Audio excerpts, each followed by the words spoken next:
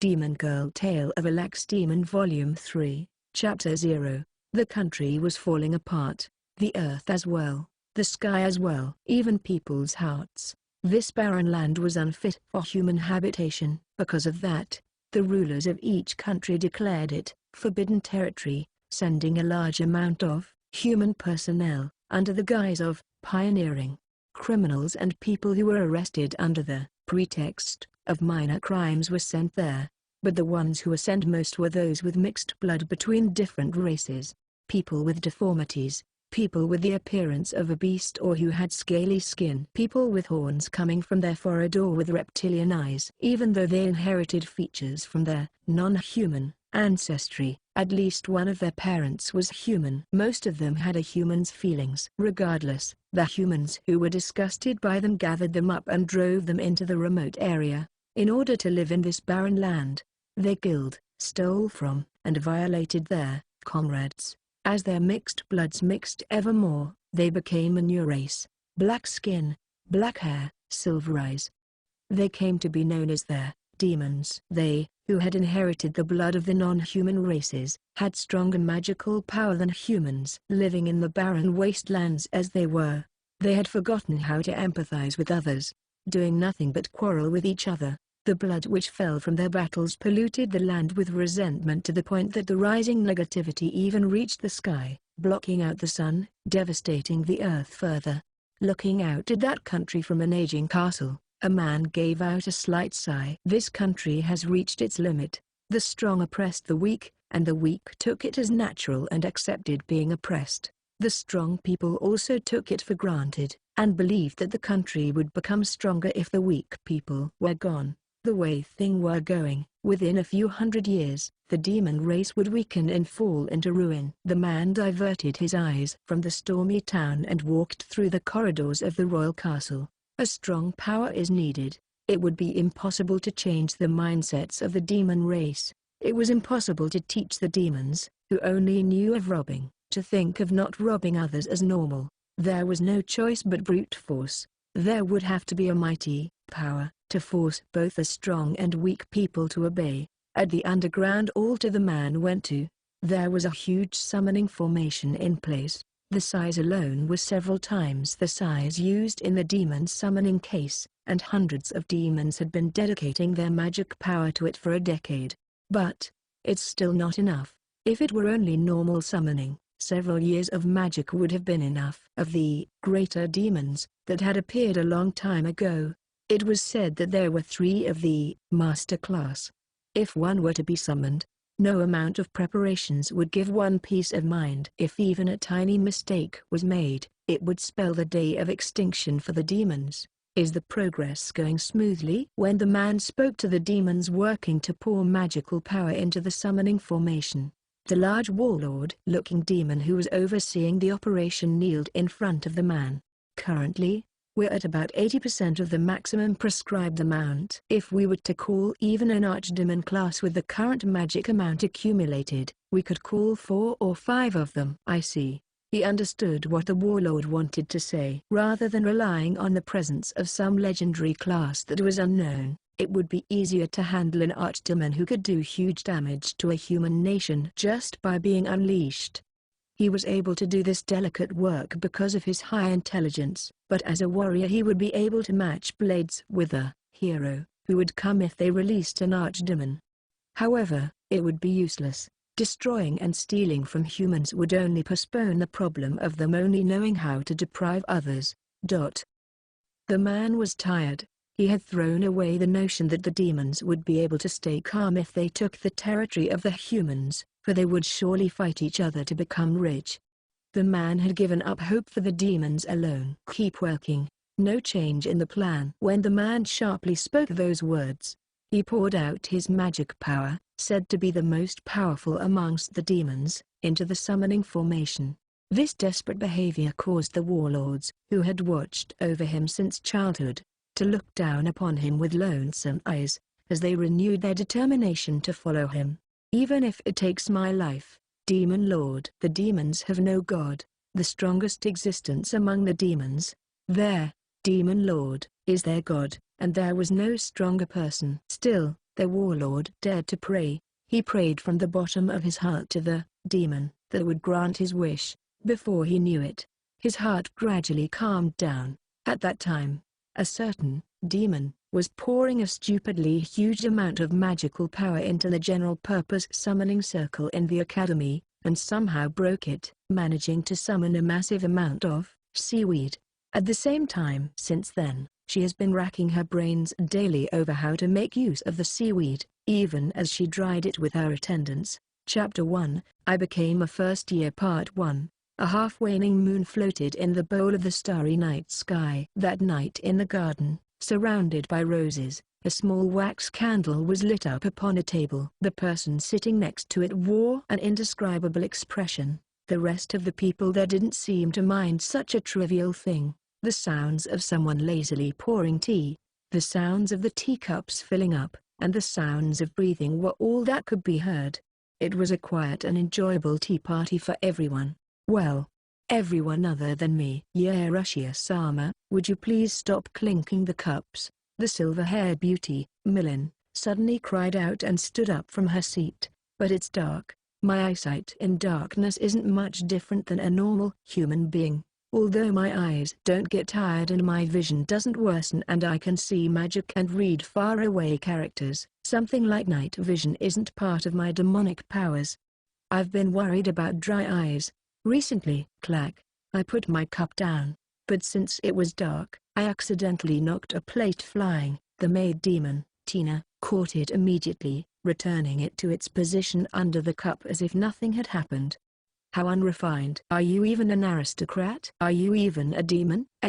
Even if such a dreamy girl tells me that, it seems that Millen is holding on to an idealized belief about how nobles should behave. What a serious child. I'm a bit worried that the girl was drunk on the idea that demons would say things like "in the world of darkness." Seriously. All of a sudden, I felt like saying, "My right eye is throbbing." Read, Chunabiu reference. Since that night, Millen and I have been holding regular, moonlit tea parties.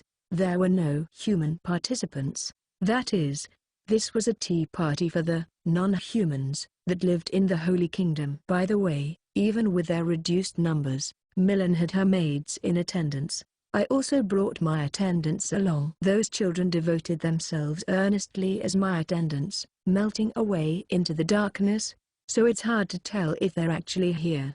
"You seem grumpy. You should eat more minerals. Would you like some wakame seaweed?" "No thank you. Yeah, I really don't want it either. I just really needed to get rid of the stuff since there is so much of it." Even though I'm distributing it to the Society for Turning Brightness to Darkness' members for free, the positive responses were few. It smelled strange to them. That seaweed? Yeah, Russia-sama sent 1 wagon's worth of the dried stuff, but I suffered when my stomach swelled after the meal, not to mention it tasting horrible. Did you actually eat it? Despite being a vampire? My 4 attendants behind me also look surprised. Hey, Fanny, your face became a harlequin mask. It's not good to laugh at that, you know? What a low amount of common sense, for a demon. Really, Millen-chan is quite dangerous. That child is too straightforward and adorable. Besides, no matter how good the tea is. Well, that is true. With my words, Millen sat down angrily. She understood, after all, both demons and vampires don't feel that human food is tasty. Vampires like Millen haven't even noticed why. By the way, Millen, I'd like you to try this. What? Because of her terrible experience with the dried seaweed, Millen drew away a little. Don't give me those eyes. I didn't think that you would eat them. There isn't a need to be so on guard. Noah. Understood. As I called his name, the butler demon Noah bowed gently, and placed a newly prepared cup of tea in front of Millen. Is this just normal tea? Millen is correct, but there's more to it than that. Noah took out something that looked like white haze, and, squeezing it like a fruit, several drops of something dripped into the tea. Millen-sama, please try it.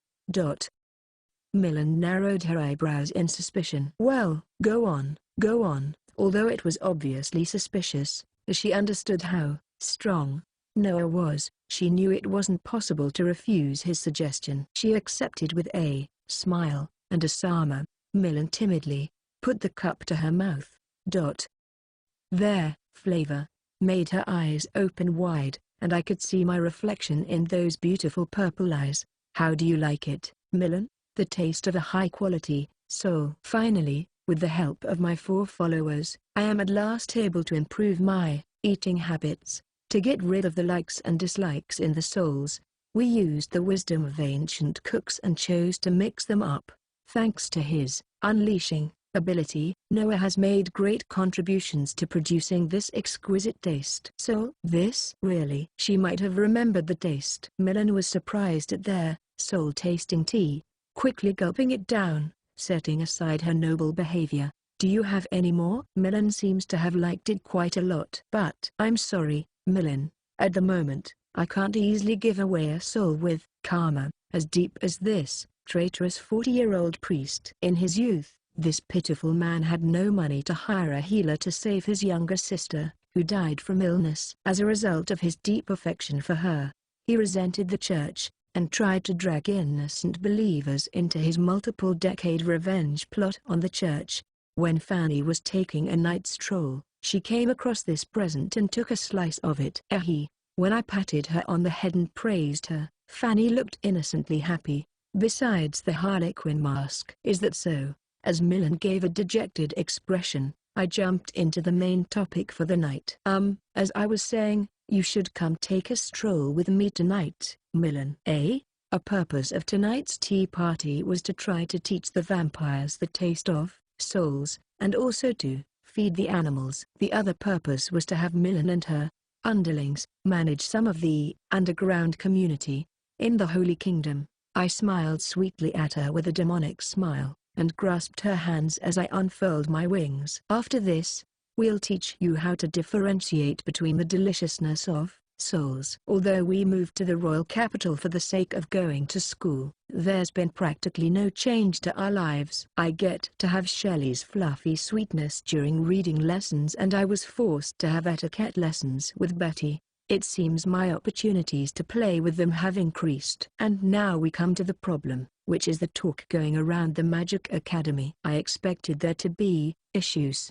from my performance during the opening ceremony, but underestimated them. I'd enter the school, at first being drawn in and having my perspectives broadened. I'd become friends with my classmates. Even if there were only a few, we would help each other in our studies, exchange side dishes from our boxed lunches, stray off into a forbidden flower garden where only upperclassmen could enter, spy on our elders, be helped by an attractive school council president after being persistently bullied. I used to have those sorts of delusions daily. Let me show you the reality. Even though there are a lot of aristocrats at the school in the royal capital, they're still children. Rather, due to the self-indulgent upbringing of many of these noble children, the unthinkably luxurious cafeteria in the school campus was very noisy. Suddenly, a commotion happened, and hundreds of people fell so silent that you could hear a pin drop. But I just showed up. Katzen, TCH. In the middle of that silence, a commoner girl a little in front of me dropped her spoon, unable to take the tension, and it rolled in front of my feet. The nearby girl and the students around her instantly turned pale. In that frozen atmosphere, Nia, who wore a weak smile, and Tina, who was perfectly expressionless, went out quietly ahead of me and gave the girl a quiet look. The girl's face passed through blue and went ghastly pale, trembling while visibly, upon seeing it, Nia leaked out a dangerous presence, and in the silence where one could hear a pin drop, Tina murmured termite.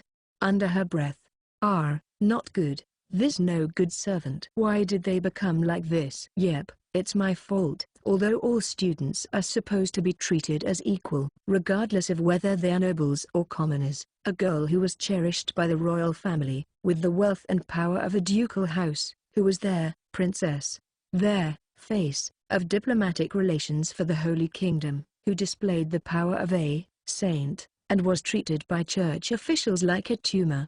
If I was a normal girl, I'd never approach them either. Now, what attitude should I be taking here? Option 1, riding on the flow of the mood. I ignore the girl and move on.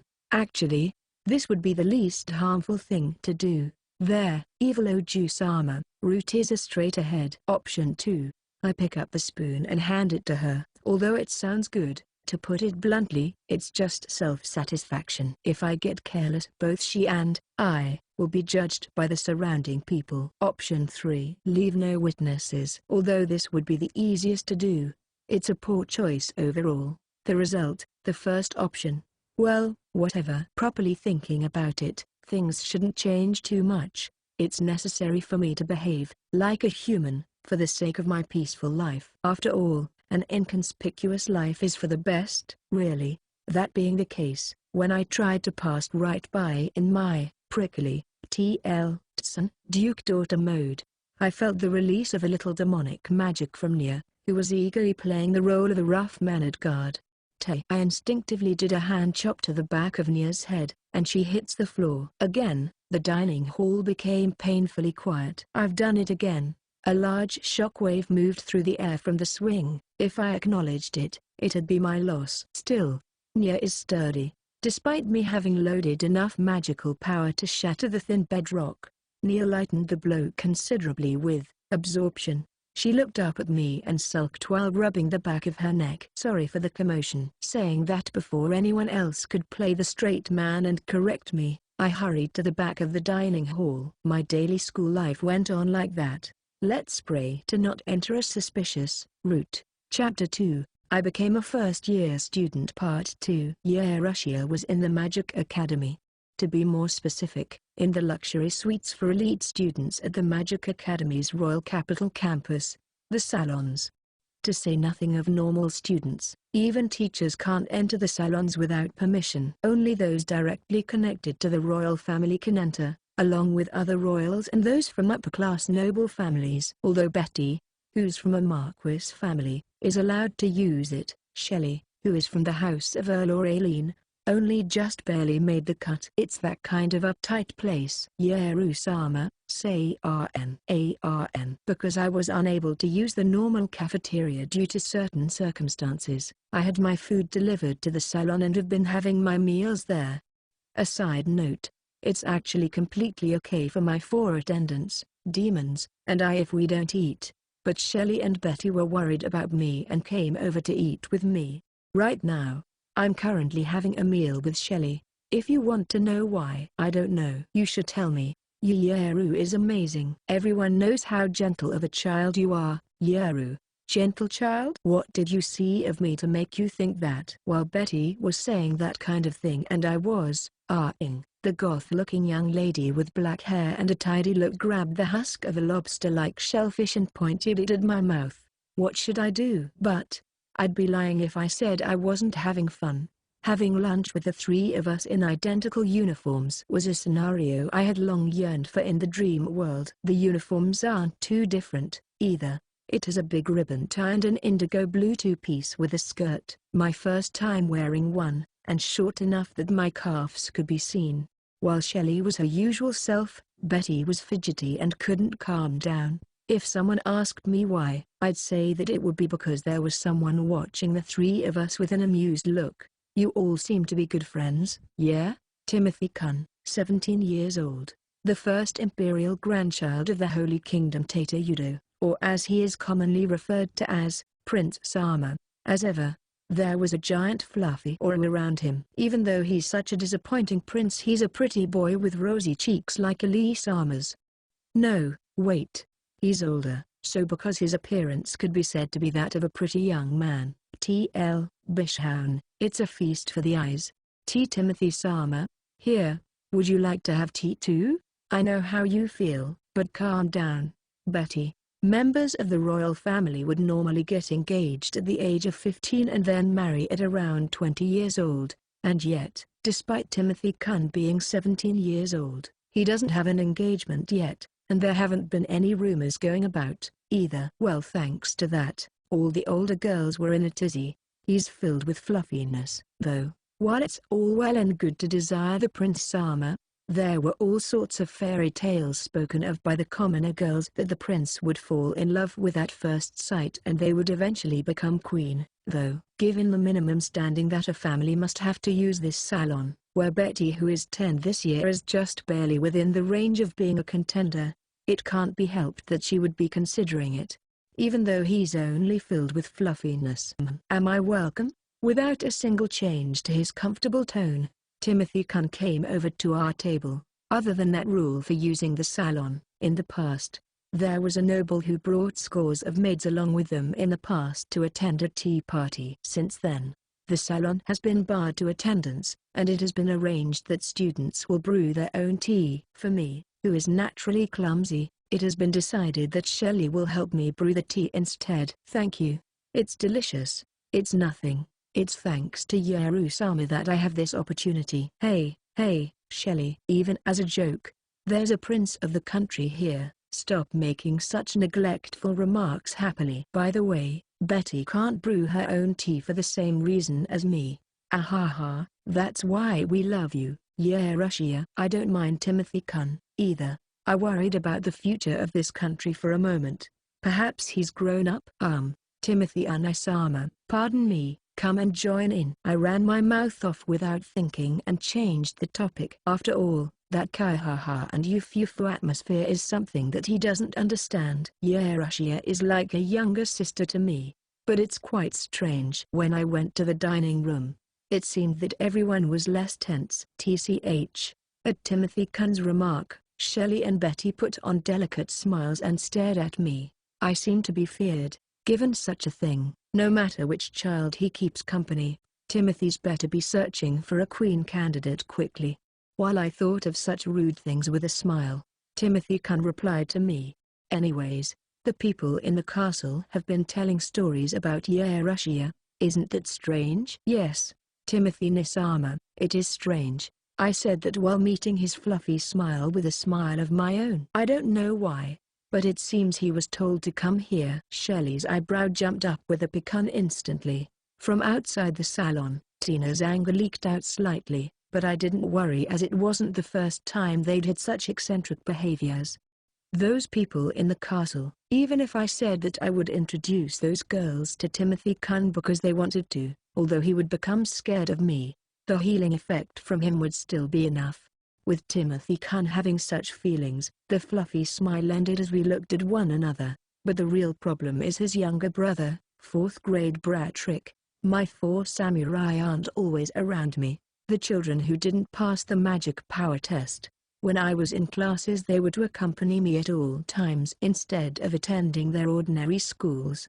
What a lack of human rights. Somehow, for some reason, since they awakened their talent for magic, my parents, who were so proud that I, their daughter, actually worried about them, sent all 4 of them to magic school with me. Or rather, they forced them to go to magic school. Although Tina and Fanny were in the same grade, my followers were unable to use holy magic, so I was alone for those practical lessons. Today I was sitting in the center of the classroom on a bench that could clearly seat 4 more. Perhaps it's easier to imagine if I say that the classroom is shaped like an amphitheater, with stairs leading to the back. I'm not lonely. As I sat down in my seat, my classmates all turned to glance at me one by one after the teacher finished describing the syllabus, all trying to sneak a peep at my face in some way or another. Well, the holy magic class isn't that important to me in the first place. My holy magic is almost unique. I just imagined things from reading books in the dream world, and used outrageous magic power with that image to cast it. If it was a normal mage in this world who tried to cast my special spells, like my layered barriers, or combat strengthening, it would be absolutely necessary for them to be able to cast multiple spells in one go and maintain the images at the same time. The holy magic teacher began to cry. Just how much hardship has this old man gone through? Even if I told him, you can't use it if you don't have a demon's magical power, please forgive me. Although we seem to have wandered away from the story rather grandly, there are times when I am alone, but on this day someone came by chance. Yarushia Zawa. From the classroom, the usual stir occurred again. Roderick Nisama. As I called out the semi-official name for him, the girls of the class were all going kaya kaya. Why is that? Rick-chan, the 11-year-old 4th grader, seems to be very popular among the girls who like those, or Sama type, TL, self-important, guys. PFF. What? Are you laughing at me? Did you hear that? Did you hear it? But, because I am gentle, I didn't join in his pace, breaking everyone's dream states. Don't worry about it. Is something the matter? I mixed in a little of my sun mode and inclined my neck. Rick flinched a little, then uttered a small sigh. Are you safe? Question mark. Is there something wrong with your head? That's something impolite you're saying there.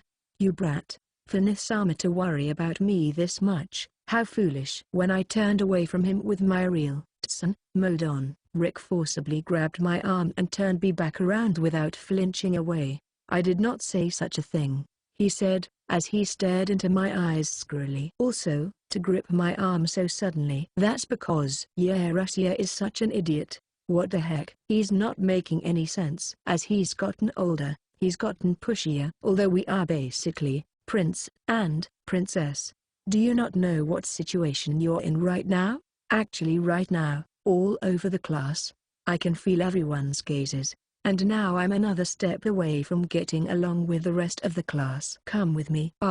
Did Rick also feel the weight of their stares? I was forcibly pulled out of the class by his arm. Really? This child is way too aggressive. Although I agreed with him on wanting to leave that place immediately, he should apologize for using so much strength. Since Rick has gotten a lot bigger over these few years, the height difference is really big when he stands up. It's a little bit scary. From the classroom I can hear various voices going kaya kaya do. It feels like I'll lose if I pay them any attention. I've really gotten used to this recently, Rick. My hand hurts. Yeah. We exited out to the corridor, and when I changed my way of speaking once we were out of the public eye, at least Rick let go of my hand. The part that he gripped is a little hot. Because they're human, part of me has a weak constitution owing to being pampered. I have no pain tolerance, and tears accidentally came into my eyes. As I thought, was it too hard? Rick muttered with a serious expression at my teary face. What did you say? You child. Ever since you enrolled in school, you've been alone a lot. By any chance, are you talking about me being feared after the recent matter that happened in the dining room? Rick, were you worried about me because of that? Obviously, I was scolded. Well, I was being scolded for worrying someone with what I've done. I'm seriously weak to people who are actually angry. But when threatened with malice, my mind goes the other way. I'm fine. I turned away and muttered softly. It's unpleasant being glared at. To tell the truth, I'm not actually all that worried, but when thinking about a child that's not even 8 years old, it's hard not to get worried when they're being avoided by everyone around them. While I was thinking such things with my head turned away, my shoulder was gently gripped this time. Hey. Is your default action to grip me? I will come to see you again. Got it? TL. He uses Osama here, which is a very pompous term to address himself. Come again? What? What do you mean by that? Does the statement that you made before that you worry for me like a younger sister still hold? I was stunned as Rick suddenly lightly wiped my teary eyes with his fingers before returning me to my class. Rick is seriously very overbearing. Well, being overbearing and selfish is something that I'm well accustomed to thanks to him. Wait, did someone instruct both Rick and Timothy Kun to do this? But Rick, you narrowly escaped death just now. That whole time, whenever Rick touched me, I would feel an intense bloodlust leak out from Tina who was on standby. It scared even me. I felt depressed when I thought of how I'd need to go back to retrieve my textbook from the practical class. It's a giant pain. Still, Rick has been really weird recently. Although he's been a weird fellow from the start, despite my cold attitude towards him, he seems to be strangely overprotective and concerned. It's almost like he's a boy in love messing with his crush. What? Chapter 3? I turned 8 years old. Part 1. I finally turned 8 years old. Has anything changed? Well, I might just be imagining it, but the difference in feeling between being a little girl and a young lady is very important. Though I'm growing normally, I wonder how my body's doing. Well, although I had the customary birthday party, I spent it in the royal capital. It wasn't split into multiple events and was neatly resolved in one place. Very normally, I didn't want to have it in the castle, but thinking about it, Given their rumors that have been going around about the Duke's daughter and all that, it would have been impossible to accommodate all the guests just in the ducal villa that we had in the capital. Anyways, the Archbishop of the main religion in this country made an unusual display of coming in with his entourage of priests in tow. Are you trying to win me over, or do you want to maintain your distance? What do you want me to do? Since I was thinking those types of thoughts, I decided that it was best to end the party in the castle early. After all, with that guy, I don't know how to present myself as I talk to him. A few days later, I used my authority as the princess, and left the royal capital. Before you say anything, I wasn't playing hooky. Father is often invited to many other countries on his diplomatic missions, but this time, the schedules clashed. Moreover, it was a wedding and a funeral. So, even though Father was worried about me, I felt like I needed to play my role as their princess, and volunteered to go. I am not running off, okay? Naturally, since I'm their princess, who is the diplomatic face of the Holy Kingdom. The school waived my absence. They're treating it like I'm away for a holiday break. What about the school arc? Haven't you already had enough of that? Anyways, since His Majesty the King bestowed the title of princess, purely so that he could spoil his grandchild as a grandfather, he and Father both opposed it. Still, I made my cute granddaughter's sweetness appeal to Grandfather Sama. Also, according to Grandmother and Elisama's advice, if I sat on Father's lap and earnestly persuaded him, he would do what I said. Now that Father has finally yielded, I'm traveling to the neighboring country Shiguresu, where Aunt Sama lives, to attend the wedding of my younger cousin, Princess Sama. The mercenary company is approaching. On the day we departed, Saro-chan, who has become the vice captain of my escort Knight Corps, reported to me. Before I knew it, Sarah-chan had become the vice captain. By winning a fist fight. Don't pick that role with a process like that. Why is it that the only female Knight Corps in the whole kingdom is so hot-blooded? Mercenaries, the so-called jack of all trades, of roughness. I must regretfully say, there is no such profession as adventurer in this world. When a monster appears in a village, the feudal lord will usually send out their soldiers, and a convenient thing like a dungeon doesn't exist. What a dream crusher! Instead of adventurers, we have mercenary companies, who are people who undertake nobles' requests or guard traveling merchants. There were a few mercenary companies in the capital, and as one of the conditions for going to Shiguresu, Father insisted that I should be accompanied by one of the mercenary companies that he trusts.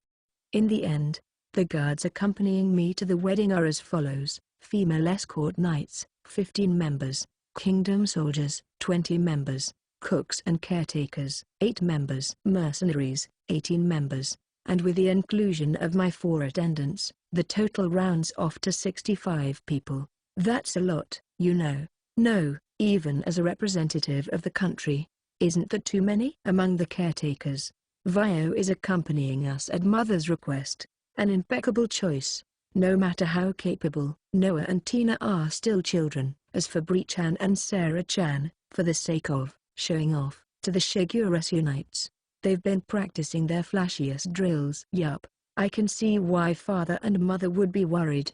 Well, whatever. For now, let's just greet the representatives from the mercenary company who will be with us. To tell the truth, I'm looking forward to what kind of dandy uncle would I meet. It's a bear. TL. There's a pun here.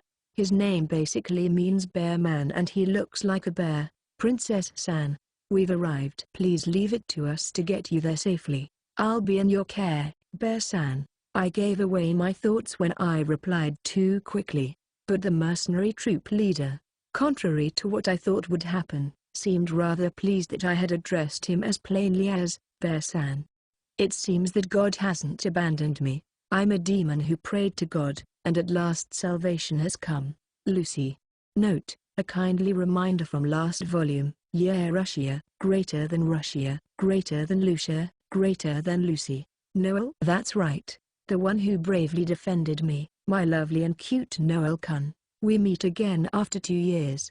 Noel-kun, who has turned 10 years old, seems to have gotten taller, though it doesn't seem like he's gotten manlier. Finally, I was able to meet you again. Yi. Yeah. Noel ran up to me like a puppy, and cupped my hands in his with a lovely smile on his face. What? This skinship is intense. Hey, Noel. Gotchin. A fist landed squarely painfully on Noel's head, looking rather painful. Tilda. Suddenly grabbing the Princess San's hands. What's wrong with you? Bear-san has gotten angry. In this case, Bear-san was correct, but the instant that he brought down his fist again, I had already unwittingly thrust out my hand in response.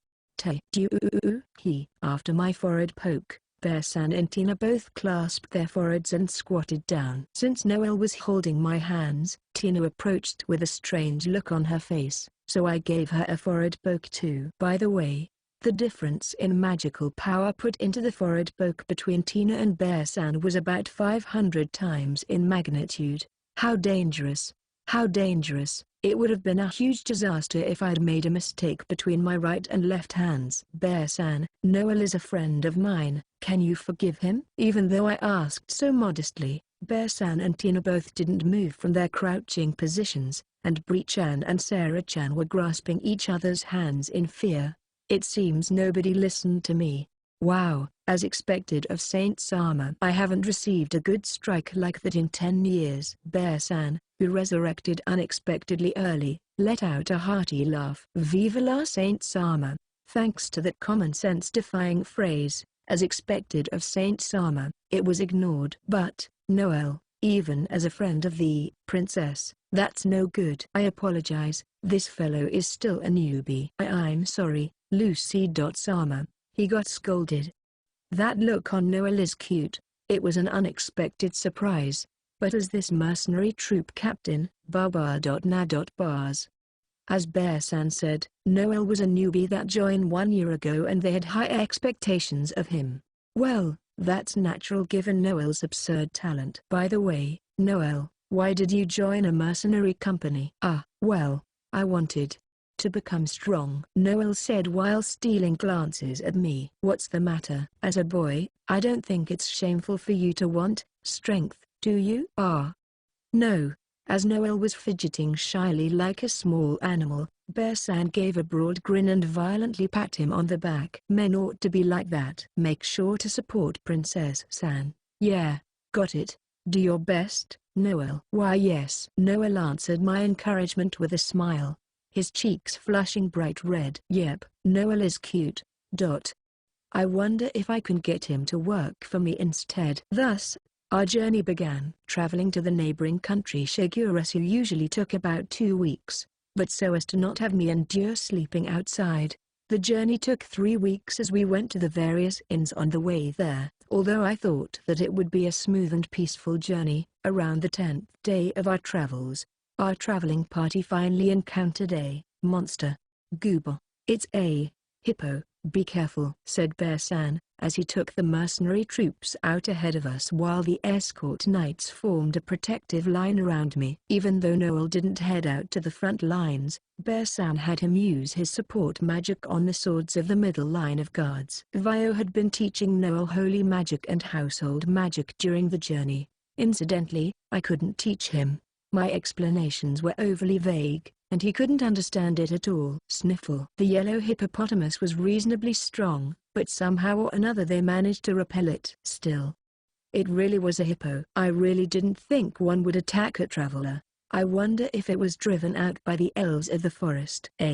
According to Bear-san, there's a village of elves in the nearby forest, and it seems they've been cutting down large parts of the forest for agricultural land.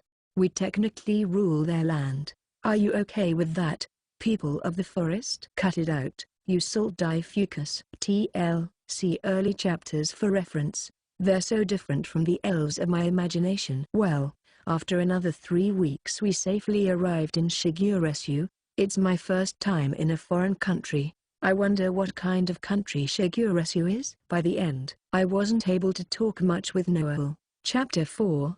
I turned 8 years old. Part 2. The agricultural country, Shiguresu. Population, 2 million people, largely spread out in villages. In short, it's a country made mostly of fields. As expected, the city centers were beautiful towns. Although we got to Shiguresu early, By the time we got to town it was already too late to have a little walk on my own.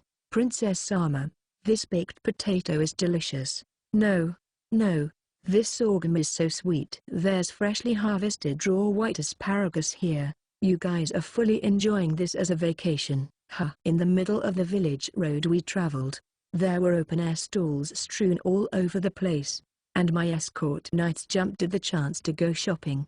Everyone in the mercenary troop was left dumbfounded at the entirely carefree female knight's actions. No, no, please forgive them. Well, ever since I enrolled at the Royal Capital's Magic Academy, they haven't had much time outside. Since we're having this long trip after so long, they naturally felt like carousing. Although my aim was to be a laid-back boss, I wonder if I pampered them way too much. Vio, make sure that they all submit a detailed report on what they're eating right now. I instructed Vio, who was the only one riding in the same carriage as me outside of my 4 attendants. Vio nodded with a serious face, and I laughed a little. Princess Yeru-sama, you're very gentle, aren't you? But I gave them more work to do, Mutilda. It's very sweet, huh? Well, there's nothing I can think of to export to Shiguresu. If there's something that's cheap and delicious, we should definitely import it. Before being a princess or a saint, I'm the daughter of Duke of Ayuzen, presenting herself to her royal younger brother, Oslo, for his wedding. On behalf of Tata Yudo, Yerushialava Ayuzen sends her congratulations. The wedding ceremony between His Royal Highness Oslo and the Lady of Marquis Eta's household was held 3 days after our arrival at the capital of Shiguresu.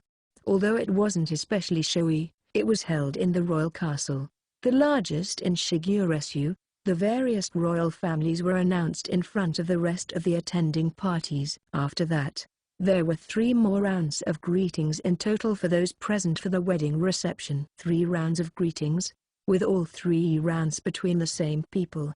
It's quite severe. After all, as the representative of the Holy Kingdom of Tata Yudo, it was necessary for me to express our congratulations to a lot of different people.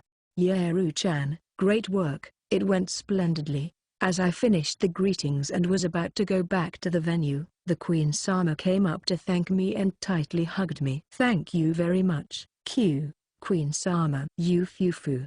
It's fine to just call me Aunt Sama, a great beauty with luxurious blonde hair. This is my aunt, Camille Sama, who married into the royal family of Shiguresu, and now, I'm buried in her chest. I will call you that outside of formal occasions, then. Really, Yeru-chan, you're so responsible. As expected of Fault's daughter, you even look like him. When she said that I resembled father, I instinctively gave a complacent smile. Speaking of father, I wanted to hear about something from Aunt Sama. Aunt Sama, where are my elder sisters? When I asked, a somewhat unqueenly smile spread across Aunt Camille Sama's face as she contemplated it. My elder sisters both went to boarding schools in this place, Shiguresu. I was really looking forward to meeting those wonderful elder sisters again. I was wondering what they'd try this time. Although Aunt Sama's face looked like she didn't want to think about it, she told the story to me. Since I'm their little sister, although Fault requested that they study abroad, those 2 barely attend their classes. Recently they've been with the hero Sama all the time. What? Although my elder sisters seemed to be doing well, some strange words came out. Hiro-sama, did Yeru not know? It's been all the talk of the country lately. Hero, a man of courage, standing at the forefront of humanity, a person that gives others hope. I wasn't aware, but recently there have been kidnappings in this country by demons, and a small party broke through and cleared their camp, rescuing all the children. How typical. Huh. So there's a person like that. When I helped the children back then, and I got called saint, without asking, I wonder if it's that same sort of situation. While I was thinking simple thoughts, Aunt Camille Sama seemed to be worrying about my carefree self. Yeru-chan, be careful if you're staying in the hall. Since you're a beautiful little girl, there might be some bad people that might come after you. Why yes, just like everyone else who's related to me, she's excessively overvalued my appearance. Would you allow my sons to escort you? And, if Yeru-chan agrees, can the 3 of us can take you home? No, well, that's right. Aunt Sama's children were all boys. Normally, a male child in a royal family would be good. For the first boy, that is that. And this is this. Once more boys keep coming. Words like a princess would be nice start to spring out of thin air. Now that I'm 8 years old, talk of marriage proposals have started coming from all over. My standing, although I have royal blood, is that of a daughter of a duke. The social threshold for marrying was lower, and yet, with my recognition as the Holy Kingdom's princess, everyone sees me as a Princess Sama. So at the moment, it feels like I'm a popular item at a shop that's about to run out of stock. The reason that I enrolled at the Magic Academy was because I wanted to experience love. But, because of that guy, I can't find a target, which is a problem. I definitely don't want to be looked at with those sorts of eyes. But, if it turns out that I'm misunderstanding, I'd be terribly embarrassed. In any case here, without Father Sama or Mother Sama around, it's impossible for this 8-year-old daughter to be sold away. Aunt Sama, my escort, he is here. Noel Tilda. To be honest, my guard in this party is only supposed to be Sarah-chan and Bree-chan. As the famous mercenary company Brunner Bear-san's only available friend, whose age was close to that of mine, Noel-kun came along too. Noel-kun, who was wearing gorgeous clothes that were rented from a town in Shiguresu. He's so shy. It's seriously cute. Seeing Noel like that, it was so cute that I was satisfied just looking at him. Aunt Sama let out a giggle, and whispered gently in my ear. Yaru-chan, when you leave this country, be careful of the hero of the Kostoru religion's hero. The worship of the harvest goddess Kostoru was the most popular religion, and was recognized as the official religions of both Tata-Udo and Shiguresu. What does she mean to be careful of the Kostoru religion? And Aunt Camille Sama said to be careful of the hero. In the stories, isn't the hero is usually a good person? Lucy? Because I was brooding for a while, my escort, Noel, seemed anxious. Sorry about that. While I was lost in my thoughts, I moved my hand onto Noel's arm, and his face stiffened. What's the matter? Nothing. How strange, Noel. He's been acting strangely ever since we reunited. Because of that, we weren't able to speak much during the journey. I wonder if we can have a relaxed conversation today. As we walked, everyone's gazes turned to focus on us. Since the people of this country aren't used to me, it's good that I didn't have to talk too much, but still, it was terrible to be stared at like that. Noel, I'm sorry. For what? Since I'm so conspicuous, aren't you uncomfortable while you're with me? When I said that, Noel shook his head with a little bit of astonishment. Lucy stands out, so it can't be helped. Because you're a Princess Sama and the Holy Saint. Both of those titles were just given by other people without my permission. The church people, although they tried to win me over, never gave their certification of sainthood to me. What do they want, exactly? As I pondered this with a tenuous smile, Noel blushed and spoke softly. Besides, Lucy is beautiful. I'm feeling really embarrassed. Wherever I went, I was feared, so it was always a choice between being surrounded or leaving. This is the first time I've ever heard such words from a boy. My face. I wonder if my face is red too. Since I'm Noel-kun's esteemed holy saint, his evaluation of me is abnormally high. I wish that I could see how I look in Noel's eyes. Yarushia-sama, are you okay? To Noel and I, who were standing there in embarrassed silence, someone I didn't know called out. What's the matter? The voice's owner was a well-dressed uncle wearing the holy symbol of the harvest goddess, the Kostoru religion.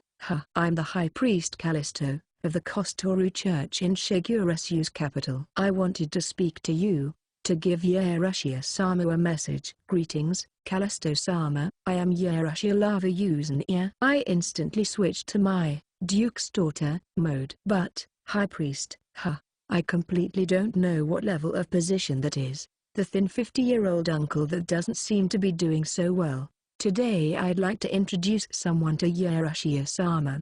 Would that be fine by you? Yeah, it's not an issue. Somehow or another the flow of the conversation went in that direction.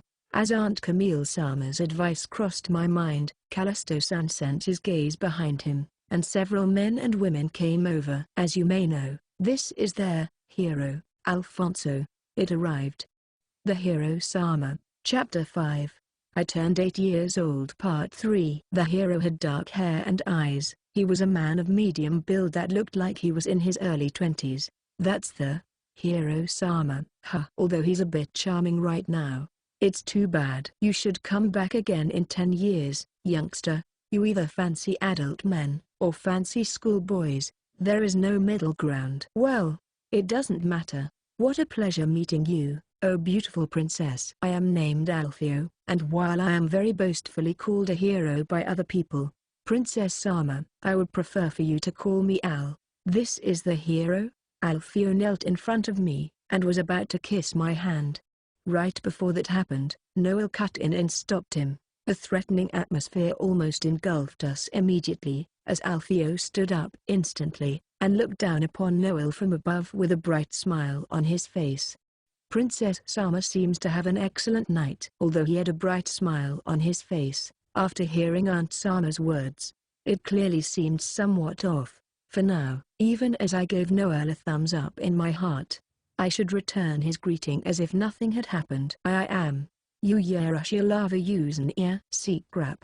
My cheeks cramped up. Apparently, after Noel's act of courage, I couldn't bring forth the mental strength for that situation. Hero Alfio looked puzzled at the state I was in, but I was able to convince him to ignore it by smiling right away. Ha ha ha, Yerushia-sama, although I am called a hero, but you need not be so nervous. I merely wanted to introduce you to my party. Wrong. That's completely different. First off, the person taking the role of healer, Antique Po. At that point, I hit the limits of my self-control, and couldn't help but leak a chuckle. What is it? As I was there trembling and holding my stomach, she, the elf Antique-san, frowned and muttered. Deepest apologies. I'm Yerushia lava usen ear. I never would I have thought that I would experience the surprise of an elf at this occasion. Although I greeted her with my cheeks still cramping, and Taikao-san seemed to be making light of me as a child, and introduced herself arrogantly. Apology accepted. I am Antique. If you would call Alfio L, then you should call me Anko, TL. There's a joke here. Red bean paste, Anko, is commonly found as filling for small glutinous rice cake, daifuku, and shiodei ifuku is this world's word for elf. But once again, I couldn't hold my breath in. This shiodei ifuku, elf. How terrible to name her that. While I was still mysteriously suffering from the cramp, Anko-san's face became stiff, and she forced to smile at me with a condescending attitude. Should I heal you? Although I may look like this, in the north, I'm called the Saint of the Elves. You know, isn't it terrible to be called a saint when you're so young? It's tough to be alone as a saint, don't you agree? For this elf girl to not only have long ears, just like I imagined, but to be a beautiful woman with slender curves. This is no good. I started laughing the moment I saw her face. Yerushia, stop that at once. From behind Anko-san came a voice scolding me. As I kept laughing, it can't be helped that they get angry. But, this turn of events is really good. Elder sister Sama, I wanted to meet you again. As soon as my view shifted away from Anko-san, my laughter finally abated. My elder sister Sama seemed to be surprised to see me, and had a smile on her face. She finally arrived, my half-sister, Athena Sama, and hidden behind her, staring pointedly at me, was Ophelia Sama. Yerushia Sama's sisters have also become my companions. Under Hero Alfio's guidance, my elder sister Samas seem to be part of Hero Sama's entourage as their resident mages. Ah, I finally managed to meet them again. My delightful elder sister Samas, especially sister Athena Sama, who is clearly ripening quite well. I plan to greatly enjoy the harvest. Ha! An idiot child like you, after hearing Elf Sama's words, still think of being allowed to display such disregard towards Anko-sama because I was smiling too much. It seems that Sister Athena Sama has been drawn in, somehow. Please don't speak again, Anko. I'll start laughing again. That's right. towards the hero Alfeo Sama's companions. "You dare?" At Sister Ophelia Sama, who began to spout things like some petty toady. I gave her a silent look and applied some light intimidation. She immediately quieted down. "As father's daughter, you're quite shameless, elder Sister Sama." Sister Athena Sama came forward, sheltering Ophelia and Aizuma behind her. The Grand Sister showdown didn't happen. Even though Athena and Aizuma glared at me, I only smiled normally at her. But I seemed to have gained a little understanding of Athena and Aizuma. Even as I smiled at them, in my eyes they couldn't even be seen as human. "I'm sorry, elder Sister Samas. I'm just so happy to be able to play with you again. It's not good to be picking fruit before it ripens." I broke off the conversation gently with a full-faced smile, and Athena and Aizuma gritted her teeth together with a giri. "I'll remember this." Taking in my meek, sarcastic obeisance, elder Sister Sama left behind a sharp and tasty parting shot, before walking away once again. "Of course I won't let you forget." Although I only did it just a little.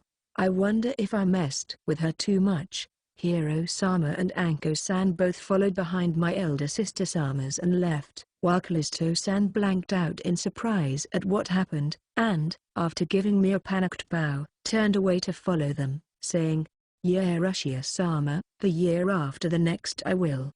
"No, next year, the bishops of the Kostora religion will be finalizing our decision. On that occasion, I will come again to greet you without fail." The hero of Shiguresu, Alfeo Pet, 22 years old, has an unspeakable secret. Born the second son to a large orchard owner in the north of Shiguresu, although he was not a noble, his family was plenty affluent. His first change came when he was 2 years old. During the magic inspection, although he had no affinity for spiritual magic, he was compatible with all of the normal magical elements like wind, water, earth and fire. Alfeo's surprised parents gave him a specialized education, and he grew up being praised by everyone. The second major change in his life came when he was 4 years old. His parents and siblings all had dark red hair and heat-colored eyes, while he was the only one who had black hair and eyes. Although nobody in his family seemed to make much of it, Alfeo still felt alien to his family, and, gradually, his thoughts changed until he finally thought of himself as a chosen one. Then, at 7 years of age, when he fell asleep from a high fever, he suddenly recalled memories of a previous life. His name in his previous life, his face, and even his family he couldn't remember. In Alfeo's previous life magic didn't exist. It was a world that overflowed with scientific knowledge. By recalling that otherworldly knowledge, he remembered that his previous self died of alcohol poisoning while still in university, and he became convinced that he had been reincarnated into this world. After that, Alfeo began to train in magic and swordplay as if he was a whole other person. With the knowledge that he had gained in his previous life, he created new magics and trained himself in magic with an unnatural fervor. By processing the fruits that his family produced with the technology of his previous life, he greatly expanded his family's business. After defeating a monster that attacked a village near his family's orchards and repelling the massive elephants that had attacked the elven lands after they cleared the forest for development together with a beautiful elf lady, Alfeo had been hailed as their hero of Shiguresu before he knew it. Alfeo tenderly smiled at the elf girl and the daughter of a knight, who was both a warrior and his childhood friend, as he thought how he could show her his favor. "Finally, it's just the two of us." Although cases of polygamy were few in the neighboring Holy Kingdom, in Shiguresu it wasn't unusual. In his previous life he longed for a beautiful elf, and a childhood friend that was the daughter of a knight. It wasn't enough. If he had been reborn to such a world, he seriously felt that at the very least he wanted to have 6 brides. Why 6 people specifically? It was to have one to enjoy on each day, and on the last day enjoy all of them together. One day, the high priest that sponsored Alfeo invited him to attend His Highness the Second Prince's wedding. Although his strange personality made him keep his distance from the royal family no matter how famous he became, the moment he heard from the noble girls that he had made his bride, harem, candidates a few months ago, that their beautiful, younger sister, would be attending, He immediately decided to attend the day of the wedding. Although he was a little disappointed upon hearing that younger sister was only 8 years old, he reconsidered and thought that it would be acceptable, and attended the wedding reception anyway. He was stunned by the beauty of the girl that he met. Faintly shimmering hair that seemed like it was made of gold thread. Smooth white skin that resembled top-quality porcelain. Features that were so beautiful that they were faultless, and even in his previous life, where he was used to seeing 2D girls and CGs, she was so beautiful that he felt that it couldn't possibly have been natural. A girl that he couldn't help but perceive as absolutely perfect. I must obtain this beautiful girl. So Alfeo swore to himself, as he accepted his mission from the high priest to attack the kidnappers and save the children. Something strange. She had struggled to contain her laughter when she first met the existence of the Salt Daifuku elf. It gave him a strange sense of intimacy with the girl. Chapter 6, The Magnificent Daily Life of Demons Part 1. It's been several months since my princess business in Shiguresu ended and we returned to Teruto. Daytime life hasn't really changed much. Going to school in a carriage, I walk with my 4 attendants while being stared at by the rest of the students who would surround us. Wait, what? Thinking about those stories that I'd heard about my elder sister Sama's. Don't I also give off the feeling of a villainous young lady right now? I sometimes meet with Rick during the evening, since whenever he comes to the classroom, everything fall apart. I've been avoiding him. With an attitude like that, it's almost a copy of his character. The point is, that attitude is clearly a no-go. Put bluntly, the reason why I'm having a headache is because these days, Timothy Kun keeps coming over to see me to fuss over his cousin as a gentle Prince Sama to make up the rig. But since he comes over so frequently, dubious rumors began to arise. It's scaring me. Well, while I've been making idle complaints about having this kind of school life, I haven't been too busy participating in other nobles' tea parties, studying magic, answering and writing letters to Noel, shopping with Shelley, Betty, and my own escort nights in a group. Although we trouble the shops, I've been really busy as the Duke's daughter Yerushia, but there were times where I was really worried both as a human and demon as the demon princess. My attendants, demons, have you all been diligently working? Here's the report. Yeah, thanks. Would you like a candy? At the sight of an 8-year-old little lady presenting black candy, the vampire butler had a strained smile upon his face. But he still gladly received it, and disappeared into the darkness of the town. Left behind was a small girl with pure white hair, dressed in a maid's uniform. Late at night, with all the devout residents having already gone to bed, in an incongruously dark alley, Fanny was seeing off the vampire with a bright smile as she took from her pocket a piece of black candy that she threw into her mouth appetizingly. Of course, anything that demons or vampires which found human food unpalatable, found delicious couldn't be a good thing. It would be better if you didn't think about the raw materials. Under her master, Yerushia's orders, Fanny was investigating the Kostoru church. Due to Fanny's childlike disposition, Yerushia had Milan cooperate with her, and asked the vampires to investigate the rumors in the populace. Although she's called childish, at her level, it didn't really hinder her carrying out her task. Fanny would receive the intelligence reports from the vampires, and from there would extract the essential points of it. Besides investigating the church in the capital, she would also go to Shiguresu and investigate the high priest there, Callisto. Fanny's power as a demon was the lowest among the 4 archdemons, but it's not the case that her overall ability is lower, but rather that her powers aren't really suited for direct combat. Fanny's power can be used to perform spatial teleportation by using human souls as markers. Other demons could also use teleportation, but only Fanny could use long-range teleportation without cost, an ability that was most suited for espionage.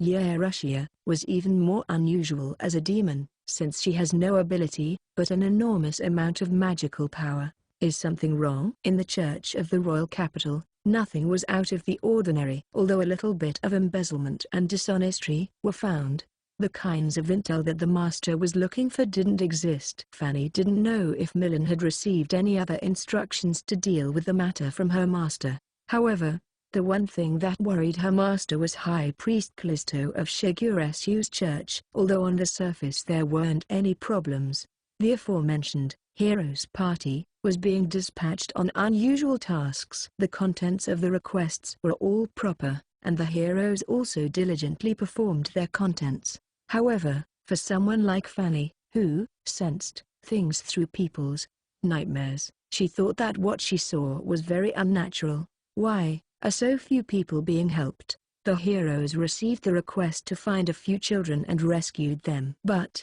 on the day the request was received, she would always find a large number of other people caught somewhere else. As much as she thought about it, she couldn't understand. Therefore, Fanny decided to go to the scene herself to satisfy her curiosity. In that place, there was one child and 3 adults. Fanny chose the most appropriate out of several locations she knew of. If she were forced to say why she chose this place, it would be that it looked the most delicious. While she peeked into the small hut that looked like a restroom or an old storeroom on a farm, she heard, "Shut up, brat!" someone yelled as a large man kicked the small child. It seems the man wasn't kicking the child with full force, since the little girl who was smaller than Fanny was doubled over in pain, rolled up in fear and crying, "Fu HNN!" Fanny let out an emotionless humph. As a demon, she didn't have the heart to feel pity for humans. The feelings that flowed from that little girl and the adults weren't what Fanny preferred, so she wasn't particularly interested. "Who's there?" The big man, who noticed Fanny's faint voice, instantly went on alert, drawing his thick-bladed cutlass and turning towards the door. As an ex-mercenary with battle experience in forests and remote regions, he was well prepared. As he walked out, he met the gaze of something. He sucked in a breath to scream, but the flame of his life was instantly extinguished by the tens of thousands of nightmares. "Good evening." When the victims saw a young girl dressed in maid clothing coming back in instead of the kidnapper that had gone out, the men and women looked at the girl in both fear and confusion. Strangely, the girl looked around the hut, then approached the crying little girl, patting her head gently. Fanny didn't say anything. Instead she kept stroking the hair of the little girl, who turned her tear-covered face upwards with a look of fear. "Who you? Who you?" slurred for little kid crying. Fanny smiled brightly at the little girl who lisped out the words, "Would you like a candy? Wanna eat?" Fanny took out a black candy from her pocket and presented it to the little girl, but she didn't move. Fanny could see her own reflection in those cloudy eyes. "Are you blind?" "Yeah." "Well then, open your mouth." When the little blind girl obediently opened her mouth, Fanny put the candy into her mouth and tore apart the rope that bound her body easily with the tip of her finger. "Thank you, Ani-chan. But does this candy taste strange? Isn't it delicious?" Well, it's delicious, but strange." I see." Fanny laughed delightedly at the little girl's honest impressions. "Just don't think about the raw ingredients of that candy." At the carefree scene between little girls, the man and woman who had been kidnapped let down their guard, but suddenly, a commotion broke out.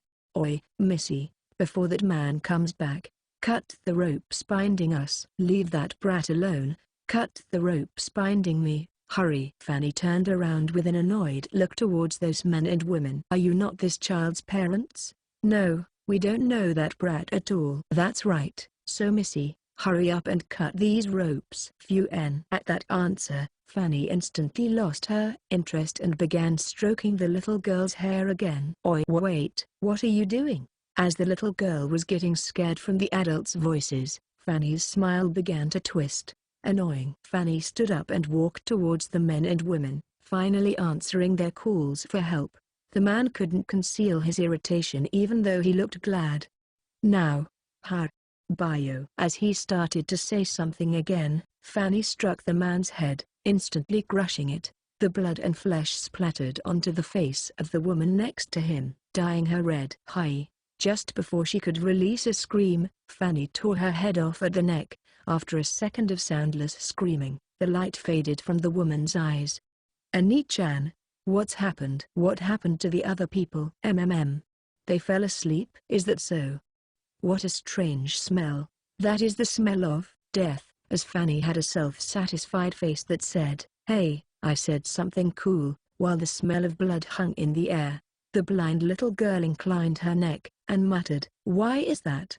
Fanny didn't especially mean to help this girl, just like finding a feral cat in the neighborhood. She merely wanted to pat that hair since it looked like it was really soft. Had it not been a human child, but a kitten, Fanny would have done the same thing. So, now that the uselessly annoying human beings were gone, Fanny once again began to stroke the hair of the little girl. "Put your hands up." As the voice came from the entrance to the hut, so too did multiple fireball magics, but Fanny put on her clown mask and stopped the attacks. "Release that child, demon," the black-haired man shouted and pointed his sword at Fanny, along with an elf that came after, and a girl who looked like a swordswoman, stared at her with both anger and caution. "That's definitely the hero, right? But what in the world is a demon?" Few people could tell at first glance that Fanny, with the mask and form of a human child, was actually an archdemon. The hero savagely slashed at Fanny that was inclining her neck in puzzlement from the misunderstanding. "Die, demon!" Swinging his sword so quickly that the little girl near him couldn't even see, Fanny dodged it simply, before it continued and destroyed the wall of the hut, leaving a hole to the outside. To suddenly be shouted at and then violently attacked, Fanny couldn't wrap her head around why. As the little girl began to cry again, the swordswoman hugged her close, soothing her repeatedly, saying, "It's all right, you're safe now." For Fanny, however, it felt like her beloved kitten had been stolen from her. Human scum. Although she wanted to exterminate them all due to her feelings, according to her master, Yerushia's instructions, she was told to avoid getting into a serious fight. Besides, Yerushia was concerned about their hero's combat ability, although Fanny didn't think that her opponent would be a serious problem. Since this was the word of her creator and mother Yerushia, she thought that Yerushia must surely have some significant reason. "Let there be light TL, this is Yerushia's Let There Be Light," but with forced pronunciation. The elf girl used holy magic without speaking the incantation properly, casting defensive divine protection magic upon her companions. Fanny was preoccupied with comparing this ungraceful use of magic to her master's own, while the hero, who had been magically enhanced, swung his sword with a speed that exceeded that of human beings. The moment Fanny dodged it, the swordswoman who left the little girl behind showed up on her flank. "Got you now." At the sudden lunge of the saber, Fanny pinched the blade with the tips of her fingers, and with a pekin snapped the blade. Are they cooperating? While Fanny leisurely entertained these thoughts, from behind, fireball, two overlapping voices were heard and two fireballs came flying. It was troublesome, and she thought about blowing away those magic power users with all her strength. Fanny unexpectedly stopped and received the fireballs squarely. "I did it. Well done, Athena." "Ophelia, hold, don't let your guard down." The two girls rejoiced at being praised while the elf girl admonished them. "It broke my sword easily. Is this guy at the level of a demon king's aide?" The swordswoman girl borrowed a spare sword from the elf, and readied herself, cold sweat running down her back as Fanny was engulfed within the fireball. Everyone held their breath, as it became clear that from all that flame and smoke, only Fanny's maid clothing had been burned, but Fanny, not so much. First, was the red-headed girls that had released the fireballs, the two of them. Master Yerushia has talked about those humans, saying, "If you touch my prey, you'll be punished." Fanny knew that she might be scolded if they were damaged.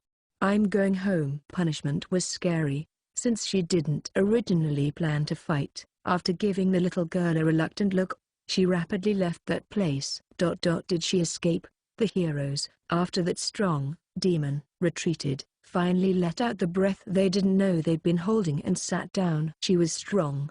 Even though she looked like a child, it's because she's a demon.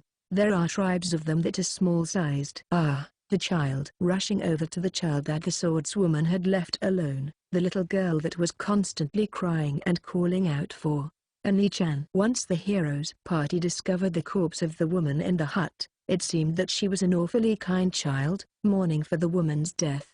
As the sun rose, the hero made a vow. That demon, the next time we meet, I will definitely exact revenge for this child's. Ani-chan. Later, when the blind girl was returned to her parents' home, a little light returned to her eyes. To her parents, who wondered about it, she said, I received a mysterious candy from the gentle Oni-chan, although that is a story for another time.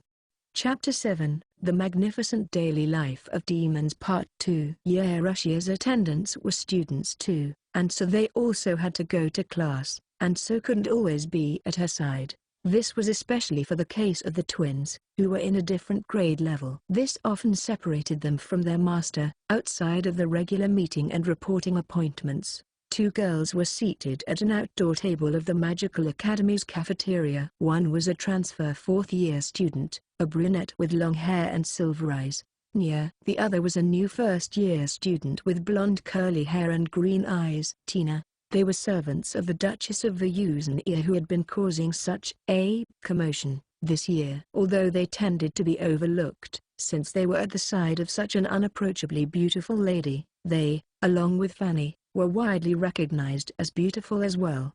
Hey, Nia, what can we do? Tina let out a complaint in a voice like a tired office lady. Nia gave her a gentle look while sweating from the sun rays. To be honest, Tina had been complaining like this for a long time. Since she couldn't say I don't know, something like she wanted to, Nia eventually said, why not let loose? What? Tina suddenly leaned forward and Nia nearly pulled out her sword on instinct, before remembering that she was in uniform. Holding on to Tina with one hand, upon the small sound of leaves dancing in the wind filled the air. A student in air spirit magic might think that a spirit was moving past, but they certainly wouldn't think that it would be the result of a conflict between the magic auras of two upper-class demons.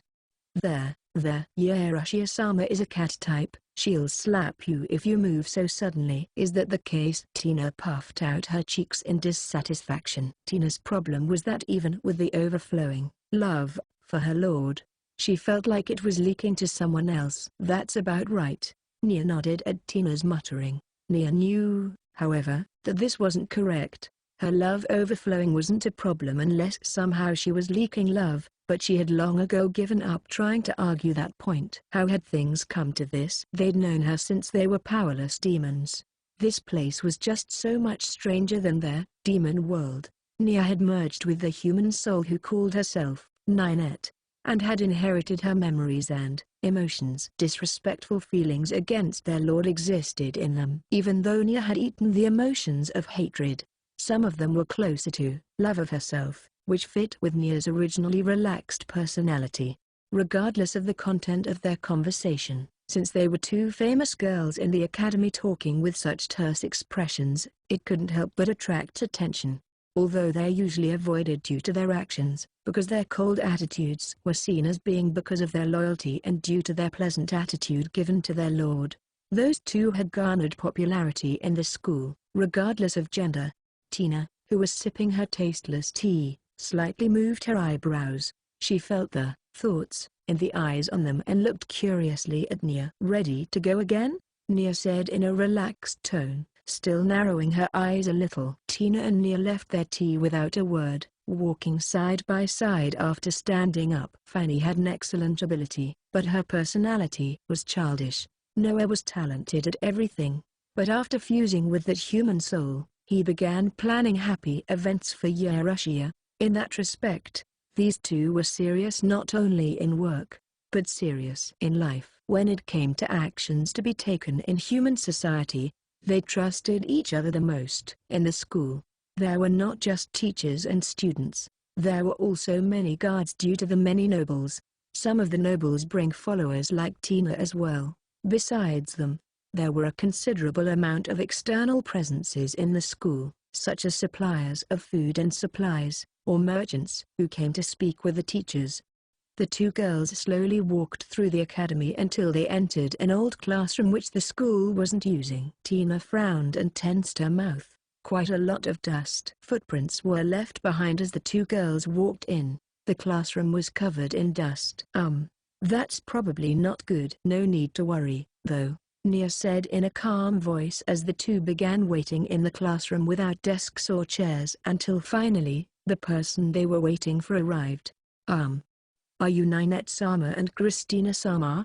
The person in question was not a student. He was dressed as a commoner and looked to be around 30 years old. Although he was dressed that way, his attitude was nothing like that of a commoner, the follower of a noble. He seemed to be a spy. The two girls, or rather, the four attendants, came into contact with various humans every day. People wanted to become acquaintances or friends. Students would confess their feelings. A noble would invite them to attend them instead, having seen them work. Some wanted connections to the young Duchess of Vyuznaya, but could not arrange a meeting in person. So on and so forth. I am Ilio, of the Holy Church. Pleased to meet you.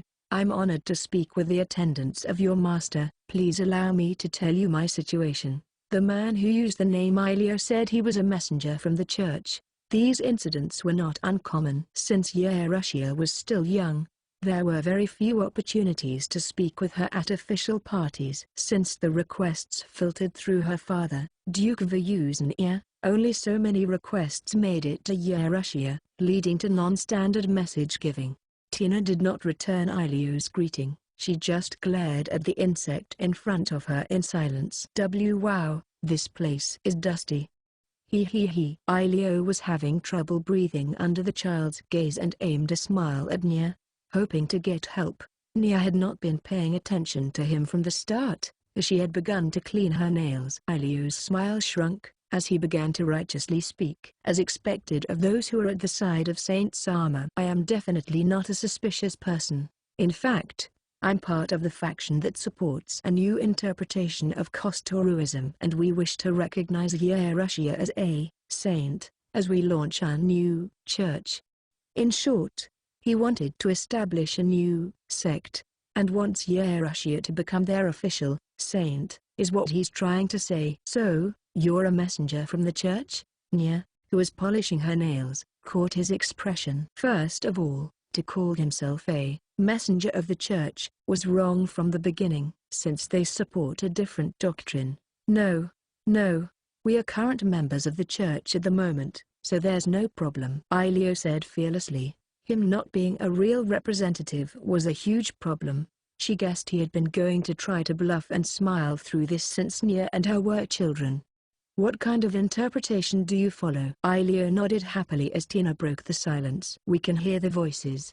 The spirits of the world speak of an unspeakably evil demon, and the goddess cannot show us where it is. Therefore, we will collect people with magical power like you and, with the help of the saint, we hope to be able to bring forth God. At Ilio's confident words, Tina and Nia's faces twisted into disgust. Both of them knew, as demons who lived in the demon world, no one had ever encountered God. Still, while they did not care about such an absurd delusion, they could not forgive him. You say that you are collecting people with magical power. Are you summoning it? It may be impossible to believe, but with the friendship of a certain powerful country, an archbishop was able to get us help. How could there be a great country that would lend their aid to such trash? Ilio was speaking with a confident expression, ecstatic as if flying through the air. In contrast, the two girls looked cold, their faces tightened up into fake smile at the man who was speaking to them as if they were children. Originally, I was planning on speaking with you when Yerushia turned 10 years old. Yerushia-sama's power and name have traveled far, and various countries and religions are all wanting for her to become their Saint Sama. For us, until Yerushia is ready, I ask that you not take the invitations of other religions. For the various religions, the conference to decide on Yerushia's sainthood has come. Since nobody had talked directly to Yerushia, she didn't know, but the country and royal family were very involved in the result of the title of Saint of the Holy Kingdom, but were unable to claim it due to the intentions of the religion. The royal family decided that the saint title should come when Yerushia reached 10 years old. Until then, it wasn't possible to come to the table to almost certainly certify Yerushia as a saint by the Kostoru state religion. Nobody wanted to miss a huge, advertisement opportunity, like Russia. In a place unfamiliar to the little girl, a quiet publicity fight was spreading between sects. It is a violation of the rules to directly give an invitation for certification as a saint to Russia. Because of that, many doubtful religions that were unable to solicit in a decent way would come to these dusty places to try to persuade her for attendance. By the way, you mentioned an interesting thing. This is not the first time that either Tina or Nia have been invited by dubious religions. There have been many cases of the non-proper sects doing various things behind the Holy Kingdom's back. Those people have been becoming food for the demons and vampires. What is it? Suddenly the atmosphere in the room changed. Ilio stepped back as he took a shallow breath, looking at their child in front of him. This girl. She isn't normal. Ilio was onset by anxiety that had never come to his true identity. He immediately began speaking to try to leave that place. I'm very sorry, but I must. The power of our Lord. You wish to use it? She interrupted Ilio with a quiet anger in her voice. Ilio felt a pain as he turned his head towards the little girl who was only as old as his daughter. Such a thing. Excuse me. It seems I've been too hasty. I must say. Ilio began to speak more quickly, lowering his head to the girls, and as he began to leave, he felt a strange presence. Are you going home? The voice came from Nia, who had been in front of him just the moment before, but the voice came from behind. There was a black sword held against his neck. Ilio recognized the presence the sword was putting out, greasy sweat dripping from his brow. The crisis was felt by the man facing an insurmountable foe, his very soul instinctively afraid. Another interesting thing you were saying. Summoning God. The girl who was too beautiful to be human began to float, wearing an inhuman smile. Ilio's teeth began to chatter. Ilio-sama, allow me to give you an invitation. If you will, Nia. When Tia called Nia with her distorted smile, Nia raised her black demonic sword with a smile of her own. Open. Lost Eden. All of a sudden, the old dust-covered classroom was replaced by inky darkness. It was not shadow, though. Ilio could see Tina and Nia with his eyes. The classroom was not surrounded by darkness. Rather, it was completely changed to another place. Using Nia's absorption and Noah's release, a new world was created in this space. Welcome to our Lost Eden. From the darkness, a boy in butler clothes called out from behind an ebony desk with a kind smile. Ilio also knew him. This butler boy was responsible for scheduling for the Duke's daughter. Noah. Are you unable to speak? People with weak souls can't stand the magic here in Lost Eden. Noah, who had just finished tidying up a series of documents, took off a set of silver-rimmed glasses and walked forward. Noah was a demon, but usually acted much like a human 11-year-old. His appearance wearing glasses was rare. It would have made waves with the ladies at school if they ever found out. Good day, Noah. As busy as ever, I see. Do you think so, Tina? Noah let out a light sigh and dropped his eyebrows. Tina was biased towards ability. Her strengths best suited for battlefields, and she only cared about Russia's personal belongings. Nia, his sister, was biased towards waste, and while motivated, didn't have a skill that translated to work. Fanny was fine and intelligent, but once she went out, she didn't come back easily. That was why Noah was left doing all of the work. The least they could do is put their feelings towards their efforts. So, who is that person? Apparently this is related to the things that Russia-sama has had Fanny and Milne investigating. I found something interesting, so I brought it to you. Seeing Ilio having thoughts of his likely death, Noah began to laugh. Pukin. When a bell sound came from Noah's raised finger, the world which had been inky, black, changed into a huge black hall. In the back of the hall was a jet black altar of worship to God. Kneeling by its side was a new species of greater demon, created out of the vampires, provided by Milan using Noah's control of his release. It took hundreds of bodies. Even with its raw power alone, it was a fighting force comparable to a small country. Now, tell me everything you know and I will give you the honor of dedicating your soul to the God, Russia. As Noah whispered, the two girls and boy grew goat-like horns of jet black. The golden hair turned into snakes, and their forms changed into demons. Demons were taking up residence in Lost Eden. The newly born demon realm began to quietly spread beneath the Holy Kingdom. Hey Fanny, where did those three go? They're making a secret base. Yeah, Russia-sama. Can I have some candy? Yeah, go ahead. Go ahead. Having a secret base seems a bit childish, though. To Yerushia, who did not know anything, today was embarrassingly peaceful. Chapter 8, I became a second grader. Part 1. The year changed, and the seasons rolled around. I have become a second grader at the Magic Academy, and will be 9 years old in a few months. I'm in the same grade as a certain magic canon-using girl. Read, Mushuo Lyrical Nanoa. I can't be called a little girl any longer. Should I make a transformation for myself too? But, if I transformed into a so-called magical girl, I'd be troubled about what to do about my second transformation. Well, although I'm attracted to the idea, putting that aside for the time being, my life as a second-year student hasn't particularly changed much. I go out to play with Shelley and Betty, having tea parties with them as always. If I were to talk about things that were a little unusual, it would be that my classmates seem to finally have gotten used to me, and have finally reached the point where we exchange greetings. I've suffered for almost 2 years for this. Although I speak regularly with my attendants, and receive letters from them, it feels quite different for some reason. Even if I ask Shelley to explain, Yeru-sama is so pretty that it's a crime, is the kind of incomprehensible thing that is repeated over and over. I still don't understand the truth of it. Anyways, besides all that, their shitty Bratrick-chan incidents seem to have settled down for the time being, at least on the surface. Although I've been conscientious about it, since there was no special confession event, my attitude hasn't changed. It might have just been my misunderstanding, after all.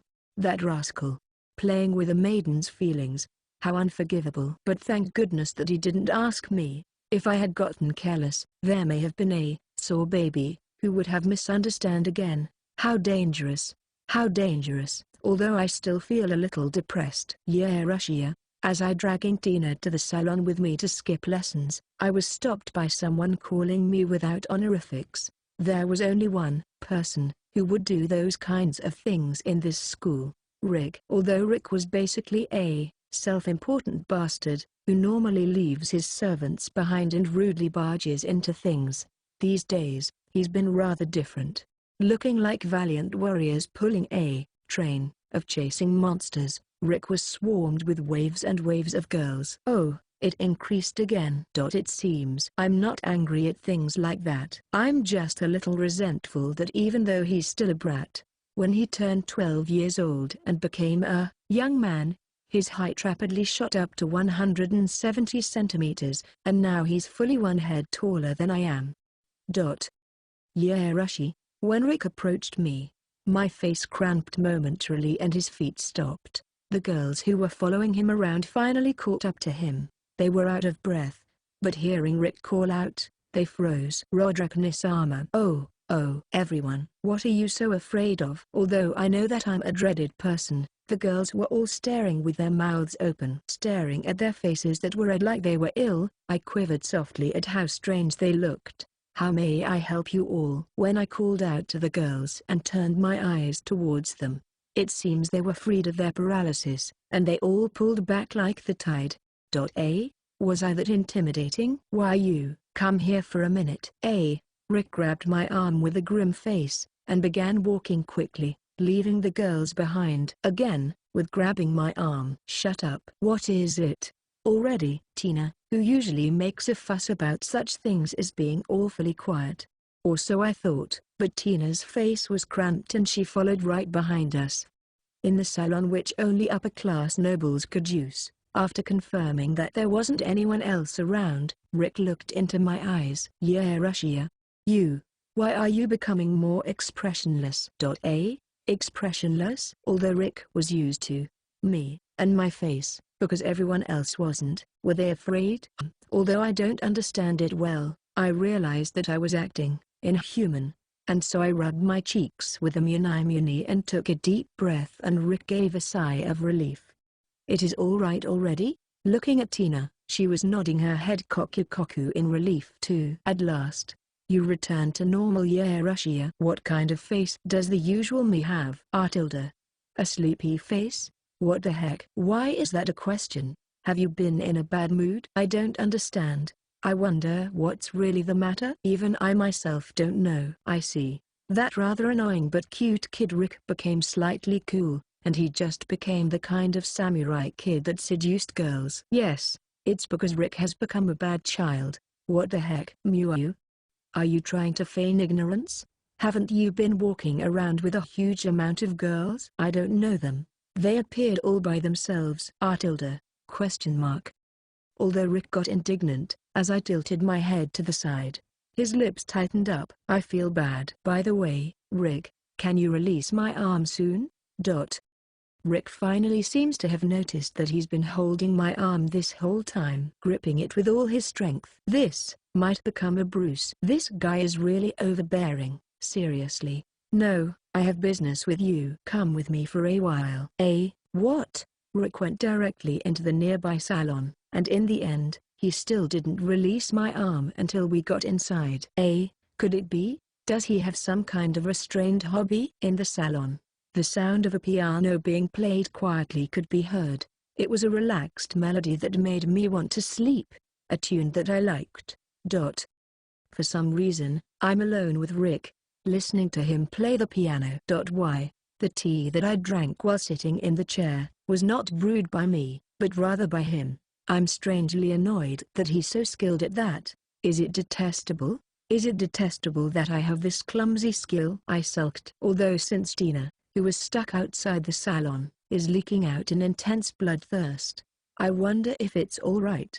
Don't fall asleep, yeah Russia. The music stopped suddenly, and Rick said something rude. I'm not sleeping. I was only slightly sleepy, you know.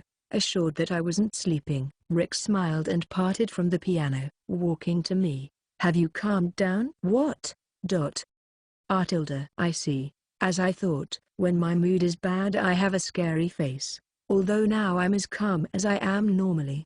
My spirits don't raise and lower as intensely as a human in the first place. Probably are.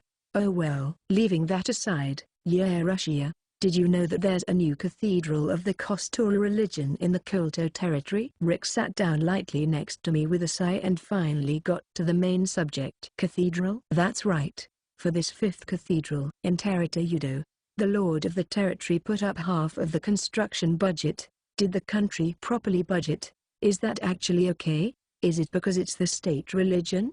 We don't enforce the separation of church and state, after all. What happened? No, nothing's happened as of yet. But either tomorrow or the next day, honored uncle, Duke of Ayuzan thought of declaring Yerushia the saint of the new generation and their princess of the Holy Kingdom together with the new archbishop and the lord over there, and he wants you to come. Ha? What a way to ask. How rough. So I go over, and then? What am I supposed to do? It seems likely that they want the residents of the territory to see your holy magic, for you to heal the seriously injured and sick and to preach to and recruit people for a long time. It's quite unreasonable. Mew. How detestable. And stupid. But it's not for forever, is it? How long? Although the other side hoped for a year, it's up to Yerushia's convenience. It's generally be around several weeks. Of course I'd reject if it's a year. But what about several weeks? I was a little interested in what he said, but then I saw Rick's face. If that's the case, why are you telling me about this now, Rick? If that was the only thing, there'd be no need for Rick to bring me into the salon alone to talk. So what were the other reasons? As I gazed at him inquisitively, Rick looked strange. Well, it's because you're the daughter of a duke? More or less. What? The Kyoto territory.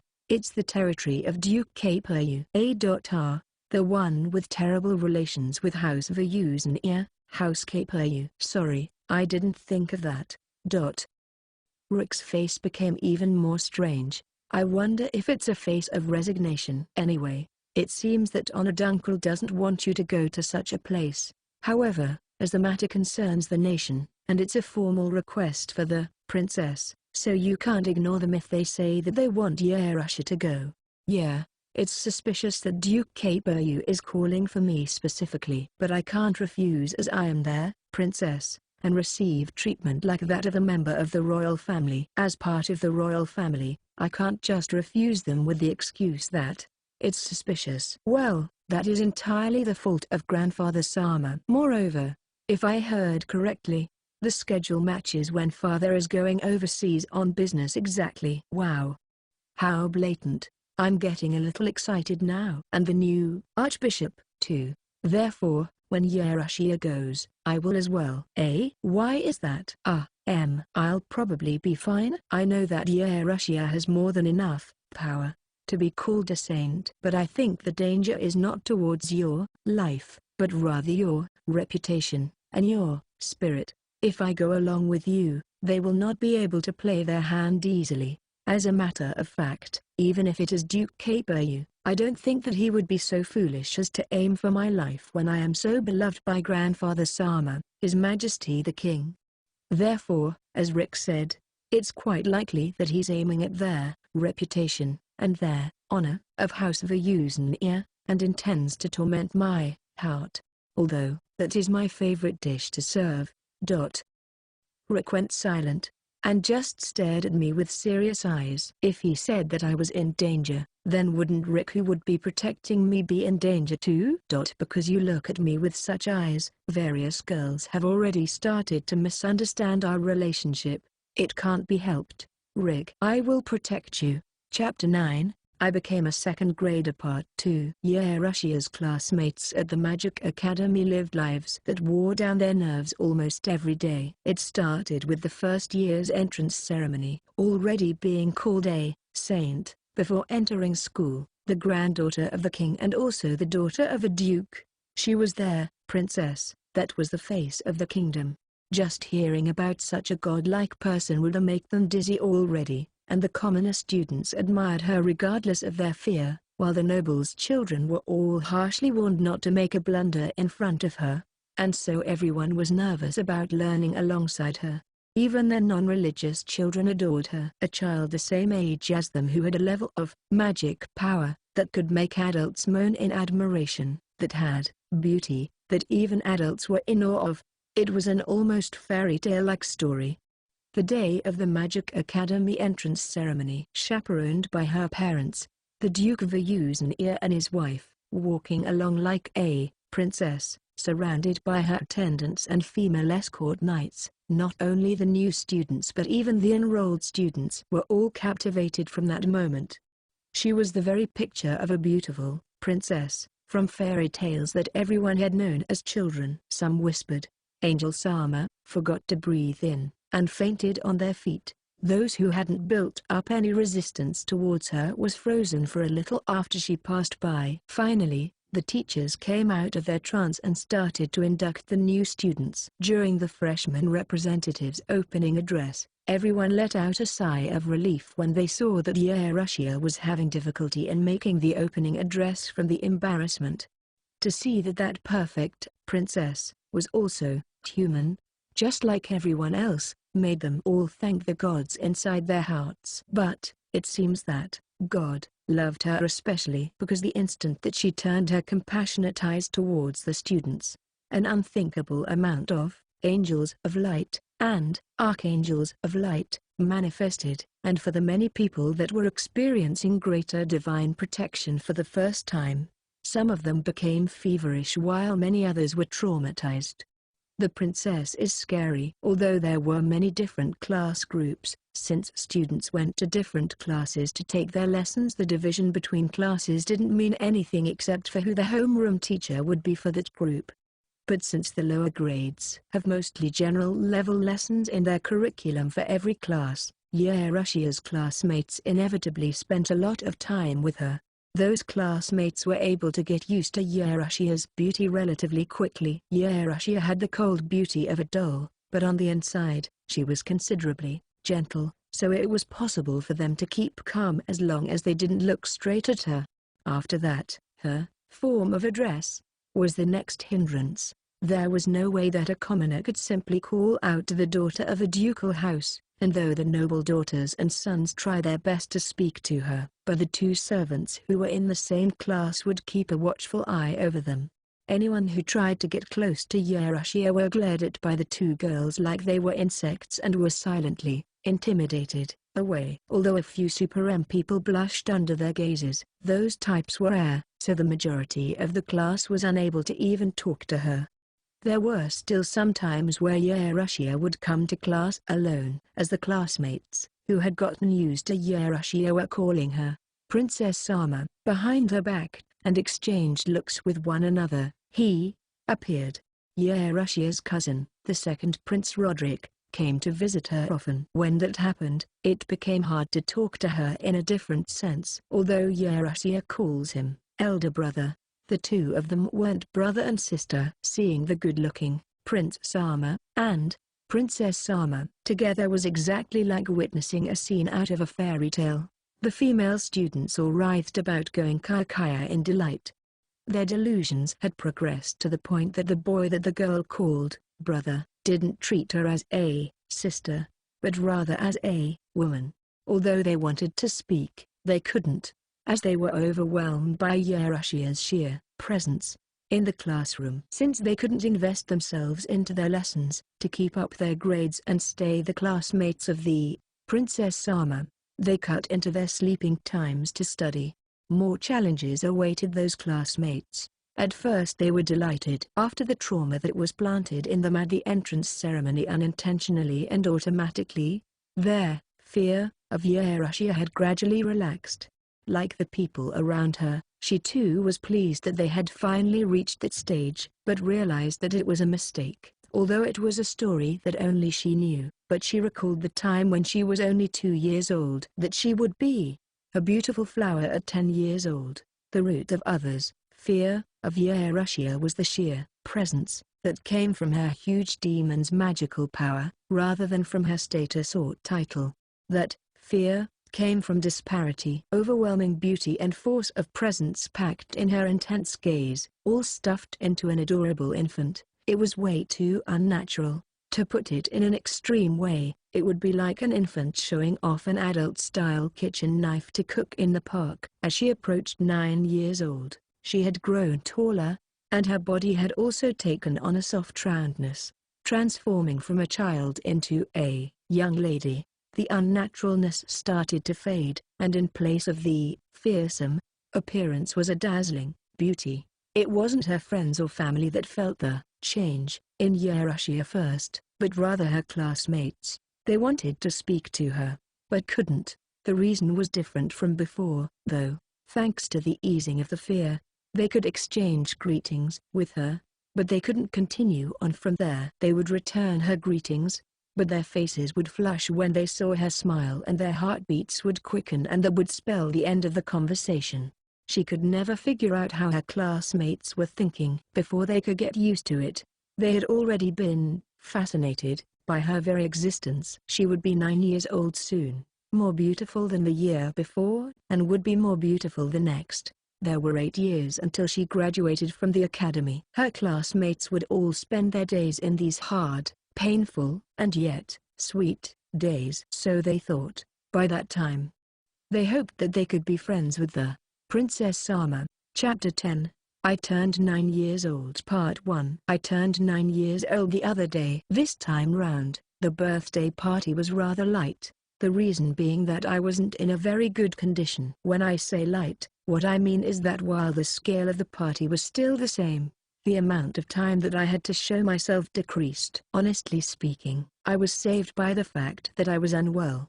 Recently, the number of people who were afraid of me seems to have decreased. Although I'm glad about that, the people that came to greet me wouldn't go home without a fight. Their eyes were scary. Oh wow wow wow wow wow. In the stale-smelling house in the royal capital, when I stood up from the chair with a heave-ho, Vio and the housemaid gang looked at me in disappointment. Princess Yeru-sama, it can't be helped. It hurts. Since I've been pampered for my entire childhood, I have no pain tolerance whatsoever. When I soaked into the bathtub, I would groan with a UI. Right now, my leg is hurt. It fell asleep in the middle of the night. Also, It hurts in the parts I can't mention. They've started to grow recently. Well, they've been lighter since a few months ago, but still, these growing pains, don't those usually only happen in middle school? I've grown about 5 centimeters in half a year alone, rounding my height to approximately 150 centimeters, which is about as tall as Betty, who's 2 grades older. Although Rick also shot up suddenly before his time, maybe it's something in the constitution of the royal bloodline. While I yearn to be a tall girl, growing bigger than Father Sama would be unpleasant. Because of that, my appearance has changed a bit. Talking about the changes, my infant's figure and pudgy stomach seem to have receded somewhat, and here and there I've rounded out and filled out, according to Vio and the housemaid's words. It's a complete shift in image. Mother and Grandma have also stopped dressing me in children's clothes and have begun to order dresses with adult designs. If they make it now, won't my size have changed by the time they finish? In addition, Tina's been giving me a carnivorous look every now and then. It's scary. Too early. Today, I'm going on an inspection of the Toru territory together with Further, but my legs still hurt, so I've been hugging him while riding the carriage. After getting onto Father Sama's knee after a long while, he said this to me. Is something the matter? Because I've gotten bigger and it's gotten hard to hold me. When I wrapped my arms around Father Sama's neck, he gave me a worried expression. Whenever I ride on his lap, our lines of sight are almost the same, so I was happy that I could look at his face so closely. Oh, I think it's still a bit too early for Yarushia to be wearing that dress. Really? The dress I'm wearing today was the first adult-style dress that I received from Mother. Unlike the dresses from the parties, it isn't stuffy. It's a rose-colored dress that comes up to my calves, with a chic blouse and a fluffily cute skirt. It's a favorite of mine. Further Sama quickly lowered his gaze from mine. Your neck is showing. Yup, that's true. It's silly that I hadn't noticed until now, although I thought that the dress I'd been wearing up until now was for all children's use, but apparently, it was actually a habit for a saint. TLN. Habit as in nun's habit. After all, the sleeves went all the way to my wrists, and everything below my chin was covered. It was a dress that had only exposed the hands and face. The sleeves are the same as before, but this dress exposes the base of my neck. For the first time, a little bit of my collarbone can be seen. The collarbone is the foundation of eroticism. Father, isn't that too overprotective? Shelley's arms are fully showing. No, Yarushia is still only 9 years old. But only my collarbone can be seen. Betty came to this year's birthday party with a shoulderless dress that exposed her shoulders entirely, to say nothing of her collarbone. Yes, that was sexy but cute. Still, Further is still as dashingly handsome as ever. Now in his mid-30s, his sex appeal is more polished than ever. I can say that after 10 years it's definitely an outstanding talent. But please take care of your hair. I still have a mountain of dried seaweed. Incidentally, about the massive amount of seaweed that I pushed onto Milan. She seems to have sold it in the form of seaweed bread and it's become a special product of that city. Despite it being in the mountains, I'll have to get the vampires to teach me how to make the seaweed bread. I've done nothing wrong.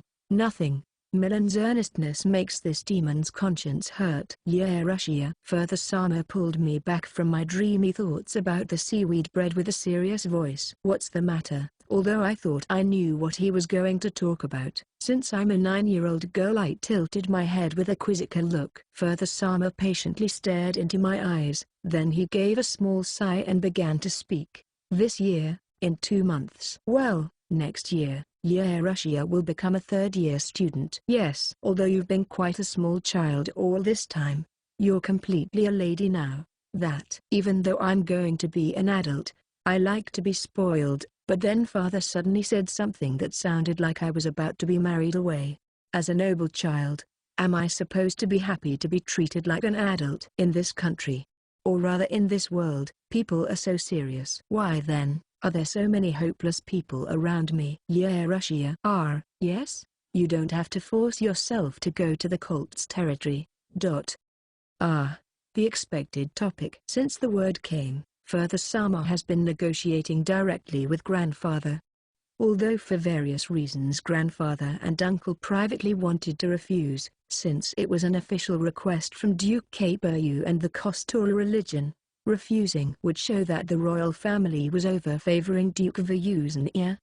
In short, it's because grandfather Sama recognized me as a princess, for the sake of being able to pamper me. The duration of the post in the Kostoru Cathedral in the cult's territory is 1 month. Coincidentally, in the same period, there was a request from their military branch of Tata Udo that had close ties with Duke Capel for Father Sama to attend a ceremony. It's so obvious. It's surprising. In this situation, if I said that I didn't want to go, then it would mean that Father Sama would have to take responsibility for it. If such a thing happened, then he would likely lose his job as the foreign minister, and the trade operations of the Vyushnya house might have restrictions put into place. Above all that, it would probably reach the point that the people affiliated with Duke Keiperyu would persistently backbite Father Sama at the parties or dances. Even if he had to endure all that, Father Sama still wanted to protect me. But, it's all right, Father. I'm strong, you know. I let out a light laugh and smiled without worry. To be honest, if Father had to suffer like that, I would crush the Keiperyu house, extremely violently. Yeah, Russia, I'm worried for you, Father. I put my tiny hand on his big one on my cheek. I don't think Duke Keiperyu will be so stupid as to directly attack me. Besides, Rick is coming along. Although I personally felt dicey over it, I used Rick's name to soothe Father. Although I preferred it if an adult with status came along as my breakwater, the other ducal houses just looked on, trying to avoid being rolled into the quarrel. And since I liked Uncle Sama and Elise Sama, it could be said that Rick has just enough. But Father Sama, far from being relieved when Rick's name came out, grimaced. Is that so? Does Rick really understand and get along with you so well? Why do you look like that? What's wrong, Father Sama? Rick is a good boy, and I can understand how he would be so engrossed with Russia. Father, why are your words going in that strange direction? Russia, I worry for you. Your beauty gathers various men around you like starving carnivores. Even now, the proposals from within the country and other countries haven't slowed down. This is the first time I've heard that, Father. Wait a minute. Weren't we talking about being afraid for me because I might be getting tormented by Duke Keiperyu, or that there might be dangers to my life? Although I knew about the marriage proposals that have been coming from within, this is the first time that I've heard that marriage proposals have been coming from outside the country, too. Has Father been smothering those? Although Duke Keiperyu himself doesn't have a very good character, I've heard that his sons are rather upright and that they were handsome. They might also forget themselves in Russia's beauty and try to seek your hand in marriage. It seems that many other noble houses will try to introduce their sons, too. That being said, it doesn't mean that Rick going is good. Timothy hasn't decided on his fiancée, and there have been rumors that he is waiting for Russia to come of age, and I worry about that. Hilda, what in the world? Were you this sort of extreme doting parent? Although I didn't want to let myself get married easily, it seems that if I just leave it be I will never be married. Is my body safe? While I was thinking of how all those people were turning their scornful eyes towards me with such feelings, Father, who noticed that my feelings were running out of control, coughed lightly with a Kohan.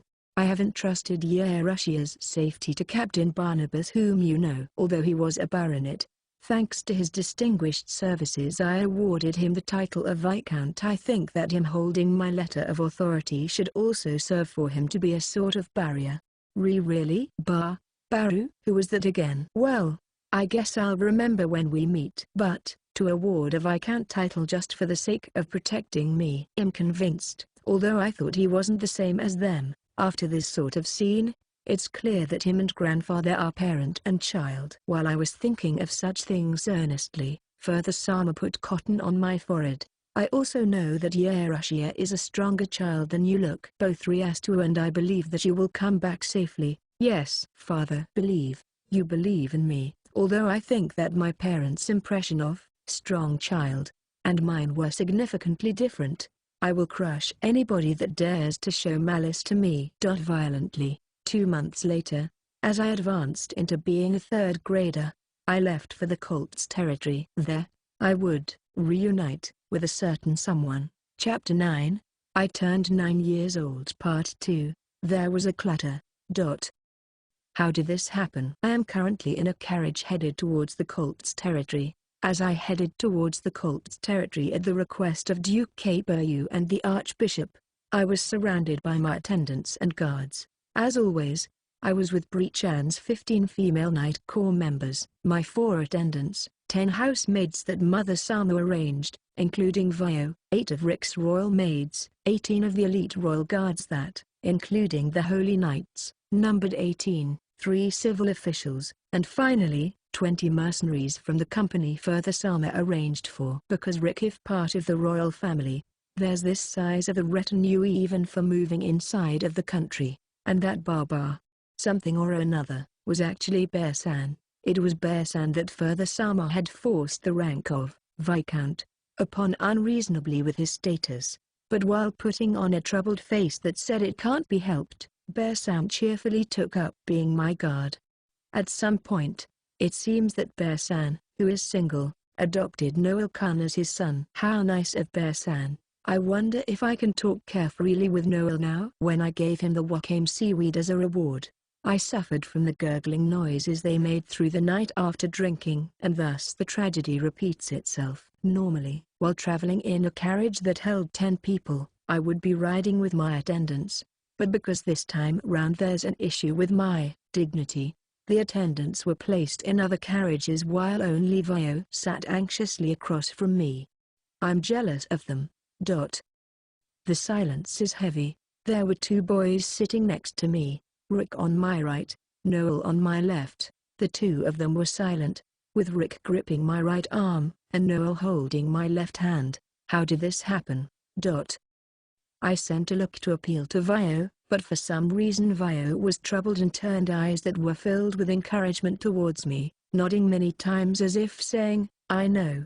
That's not it. That's really not it. Really, save me from this situation by any means. Things were normal until Bear-san, who's now a Viscount, introduced Noel to Rick. Because Rick was 12 years old and Noel was 11 years old, they could be friends. Or so I thought. Now then, the flashback scene. Nice to meet you, Your Highness Roderick. I'm Noel. Is that so? I know of Barnabas' great fame. I was told that the Viscount's son had excellent sword skills that surpassed that of a holy knight. Are you really strong, Noel? It is because I am undergoing training in a mercenary company.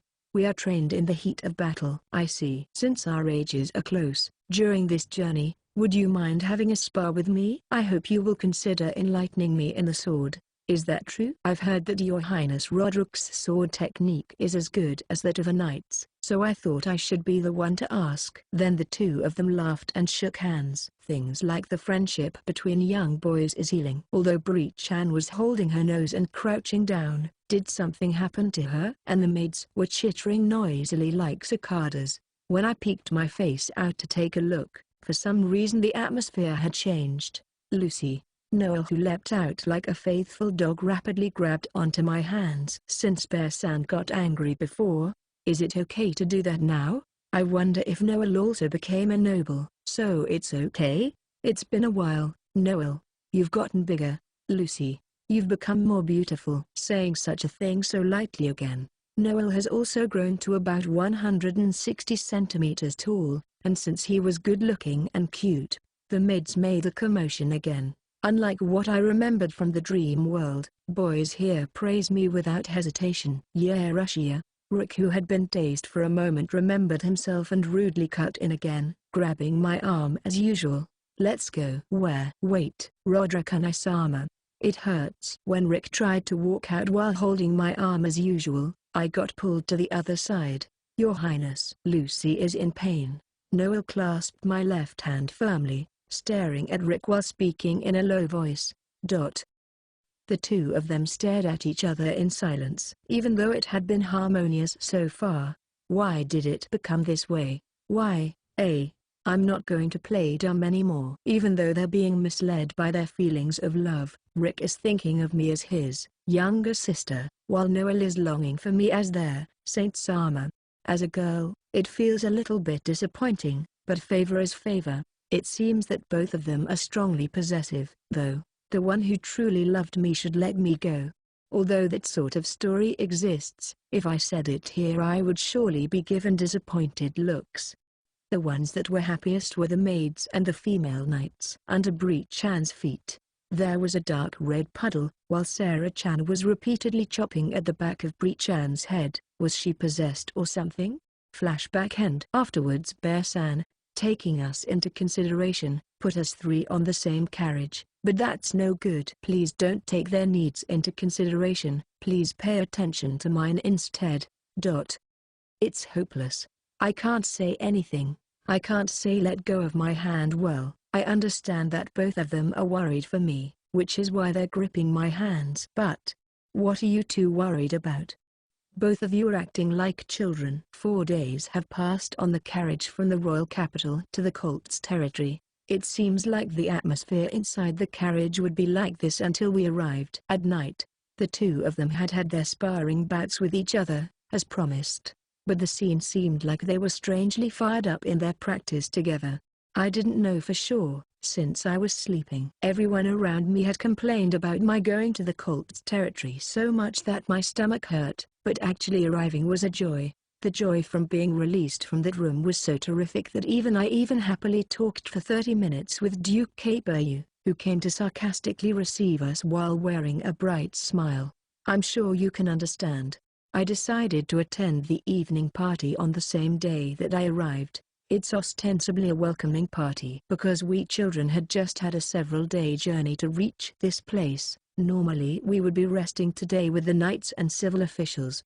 But since I was willing to accept the invitation, Duke Keiperyu was even more astonished. Please forgive this weak demon for being unable to withstand that strained atmosphere. When I attended the evening ball, many people came to give their greetings, but stuck as I was between Rick, who was in an ill mood, and Noel, who was emitting a bloodthirst, most of them backed away in a hurry. Even though they're not holding my hands, the situation didn't change. Duke Keiperyu. As I spotted Duke Keiperyu, who was pretending not to notice me, I pushed through the gap between the two boys and approached Duke Keiperyu with a wide smile on my face. There you are. Miss Yerushia, are you enjoying yourself? Thank you for holding such a grand evening ball for a child like me. At my polite words, Duke Keiperyu's face cramped slightly. Rude. I see. It must have been difficult for Duke Vyuznir to send his only daughter here. Miss Yerushia. Well, understandably so. Since it was the king's order, I can't really ignore it. Please don't feel down, Duke Keiperyu. Is that so? How terrible. Then, Miss Yerushia, your princess title must weigh heavily on you. I was only 4 years old when it was decided, but most of the knights approved it, so before I knew anything else, it had been decided. Did the other ducal house's daughters not protest it? That is a blood issue. That's right, doesn't their saint title weigh heavily on you? I heard that when Miss Yerushia was kidnapped along with many children, Roderick, Isama and Noel were among the children who had been kidnapped. If you would like to hear the story, shall I call them over? No. That's all right. So then, are you really capable of using holy magic at the level of saint, like they say you can? Naturally. You're able to use blessing? Oh, would you like to see? I'll do it. Okay. I'll be using the higher grade Feast of Blessings, although I think that an Archangel of Light might appear. I don't think there's be as much damage as last time. No, please stop. Excuse me.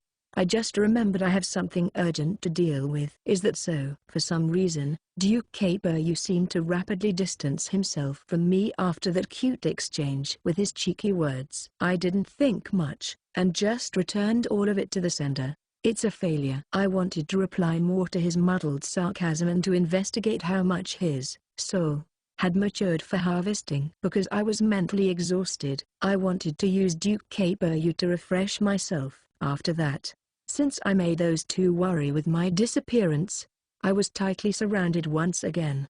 Let there be light. I cast holy magic on the obviously heavily injured child that had been carried into the cathedral. but to be injured so badly that the child's body is wrapped entirely with bandages. That's not it. It might be because of some terrible disease, or possibly a curse, from being careless. After all, curses exist in this world, although most cases involve demons.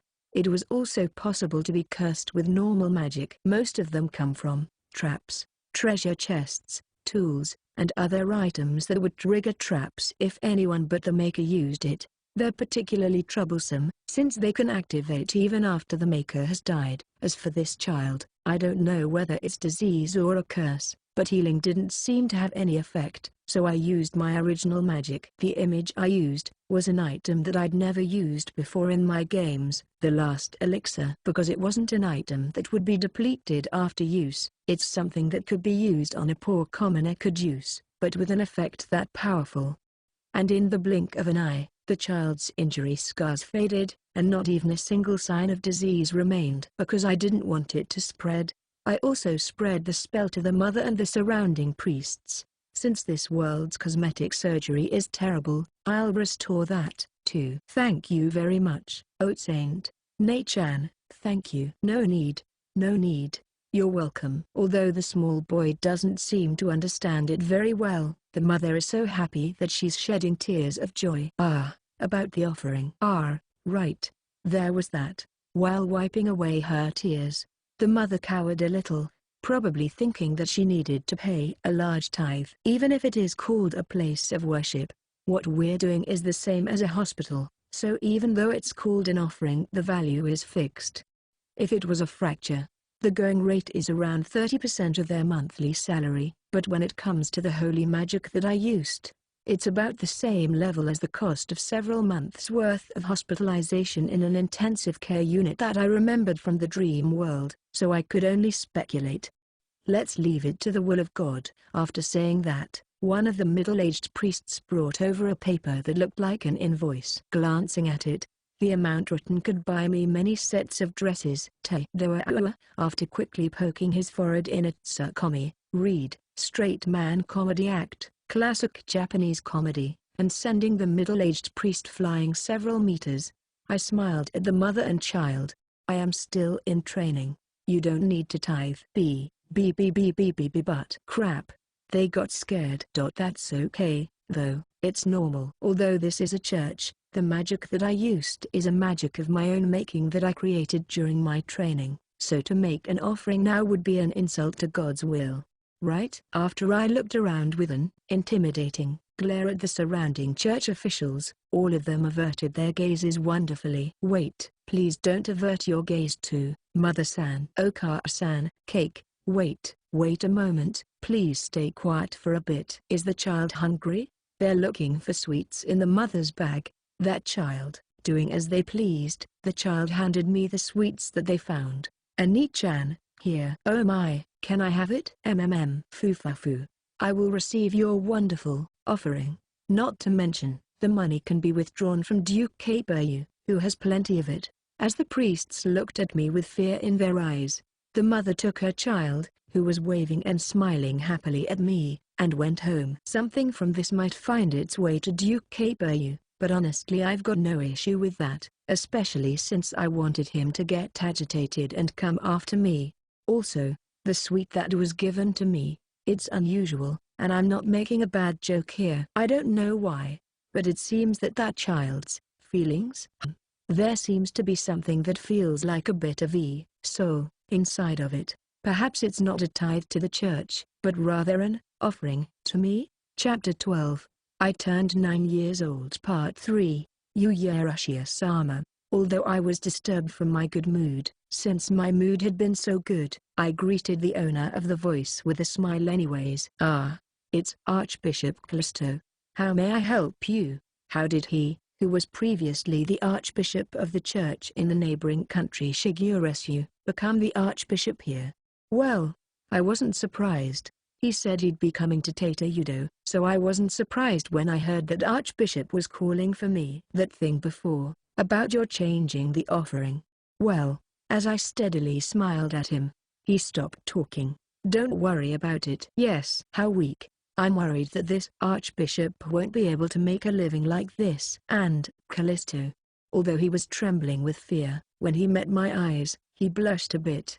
I felt disgusted for a moment. Ever since I started growing, my intimidation hasn't been very stable. So, that holy magic that you used just now, how much magical power does it use? Magical power? How much? Maybe if the magic power expenditure is huge, there was supposed to be an equal tithe. Well, it's about 3 times the cost of a feast of blessings. Callisto's eyes went wide and he stared at me. Well, it's all right. It's the kind of magic that only the Pope should be able to use. That much magical power. As Callisto squeezed out the words, he lowered his head as if deciding something. There is a ceremony asking for Yerushiya-sama. What is that? I wonder. We would like for you to use your great magical power in the service of God. We will do my very best to repay you. We will try our best to accommodate you, so please. It's too suspicious. It is to be done in the old castle owned by Duke Capel in the suburbs, and as for the guards, I have left the hero in charge of security, so it's safe. I see. Although it's a failure of a presentation, I'm interested. Besides, if they could arbitrarily conduct such a dubious ceremony in a place where I couldn't see, then I'd be worried anyways. I've understood from our investigations that the demons might be involved, but I don't know if Callisto and their hero have any relation to the demons. Very well, I will help you. Ooh, thank you so much Yerushiya-sama. I will guide you, if possible. I'd like to crush it on the spot. Besides, since my sister Samas are in the heroes party, let's check on how much they've matured in this long absence. Lucy. Do you really believe that Archbishop Callisto's words? I have never heard of Callisto. If he was capable enough to have become an archbishop, it's nearly impossible for me not to have heard of him. Even though I didn't want to talk about it at all, after hearing that I had been given a request by Callisto, Rick and Noel said those sorts of things. As a citizen of the Holy Kingdom, should you really be doubting an archbishop of the state religion? Although I know what's behind him, I glossed over it because I would be troubled if they opposed me now. Princess Yerusama, I am also against it. Vio. While walking from the cathedral to the carriage, I stopped when Vio spoke up. Because we can't bring all the members of the Guardian Knights into the town. Today the guards are about half strength. Still, of the knights that Rick brought, 3 of them came from there, Holy Knights. That were the primary force of the Holy Kingdom. And I also only took the elite of my Guardian Knights like Bree-chan and Sarah-chan. Although we brought various people from the mercenary company like Noel and Bear-san, Vio still seems to be uneasy about our war potential. Rick, Noel, could you all go to the carriage first? I want to know what's going on first before I move. Understood. Let's go then. Your Highness. Oi, Noel. Noel, who heard something in my voice, dragged the reluctant Trick away. They're unexpectedly chummy. There was still Bree-chan and gang, but my attendants read the mood and soon everyone else had left. Vio. Now that you mention it, you used to hate the church, right? Your memory's unexpectedly good. It was when you were 2, I think. It was Vio's family. At my words, Vio was surprised, but smiled gently at me. What happened? May I ask? Will you reconsider if I tell you my story? Vio was a little anxious. So I looked her straight in the eyes and answered honestly. If I don't know I can't understand. When I said such, Vio smiled a little bitterly and let out a light chuckle. Princess Yerusama. I think I've talked to Ria-sama about this in the past. Do you remember? Yeah, I remember. Vio was Mother's junior in school, and when her family was in decline and she fell behind on her studies, Mother helped her. Just like Yerusama, I was able to use holy magic at a young age. Besides my capacity for water and wind magic, because my magical power was high, I caught the attention of the church and they attempted to woo me many a time. Is that so? I can understand that a little.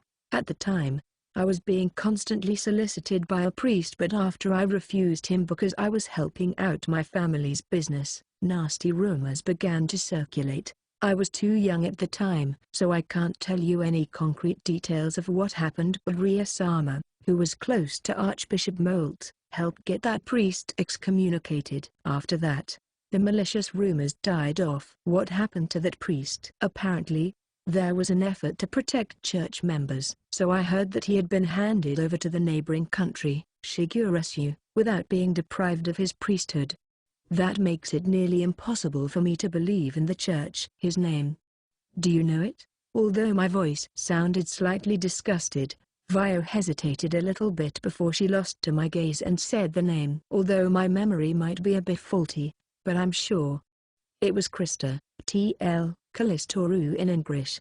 It seems that my mouth has spontaneously curled into a smile. It's probably not the kind of smile a decent human being would make. Vio's face somewhat scrunched a little. Well then, shall we go, Princess Yaeru-sama? Did you think I would back down after hearing such a tale? Although I won't say it's malicious, I prioritized my own thoughts like a selfish egoistic bad child, and personally, it'd be demon-like to ignore it and give up. Vio gave up and sighed visibly, waiting for my orders. Vio, I will investigate this nest of parasites leeching our holy kingdom. Let's go. Yes. Vio has known me ever since I was born. She is my family. Let's get rid of this stone in her heart. When this is over, well, we'll gradually find her a husband. A few hours passed as I was bumped about on the carriage. Following the lead of Callisto's carriage, we arrived at the ancient castle owned by Duke Capel. On the carriage, I got sandwiched between Rick and Noel again. Both my hands were held, but the expressions on the two's faces were super serious to the point that I was starting to seriously get worried, enough that I was letting off a bit of intimidation without meaning to. Are they worried that I'm in danger? Surrounding the old castle were beautiful forests and lakes, but the castle itself was full of weeds and poorly maintained, in a state of ruin. Now, Yaeru-sama, come this way. Got it. Callisto, who was awfully lively, led us on with a few priests in tow. Rick walked next to me, while Noel walked several steps behind me, directing the mercenaries into formation. It seems like everyone's being very serious. Yaeru-sama, as I was being guided into the banquet hall of the old castle, someone called out my name. Can I even call it a banquet hall at this point? Where previously one would hold ballroom parties, there are now various types of magic formations positioned about the room. Slipping through the not insignificant amount of priests and officials, a young man ran up to us with short steps and called out to us. Ah, my beautiful princess, it's been a long time. That's true, Althea-sama. He came out, the hero. Lol, Althea-kun. Ooh. You've become even more beautiful in the past year. Please give this Al the honor of kissing your hand. Are you dangerously ill? With a face that was incomparably redder than last time and his rough breathing, Althea tried to take my hand, but Rick and Noel interrupted him immediately. I am Roderick of Tata Udo. Dear sir, did you forget your manners? As expected of the name of the grandson of Tata Udo's king, Althea immediately withdrew with a slightly crooked face, and bowed to Rick. I'm sorry, but I am neither a noble, nor a citizen of this country. Wow. That attitude is disgusting. He's probably really confident in his strength. However, as one would expect of this kind of disrespect, one of the holy knights put a hand onto his sword. Rick stopped him with a raised hand. Though. And your name is? I am called the hero of Shiguresu. Althea. I see. I haven't heard anything of you from my aunt, who is part of the Shiguresu royalty, but, never mind that. You may return to your duties. TSCH.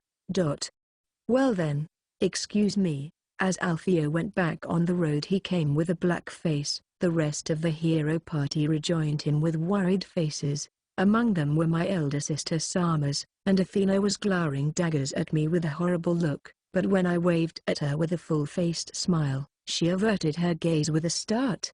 What a fantastic reaction, elder sister Sama. Regardless of what other people called him, unless he was a hero that had been approved by the state, he was the same as an arrogant self-proclaimed hero of a foreign country. I'm in the same situation, though. As Althea disappeared, Rick turned round and exchanged a look with Noel for an instant. Then the two of them instantly went back to sandwiching me. What was that?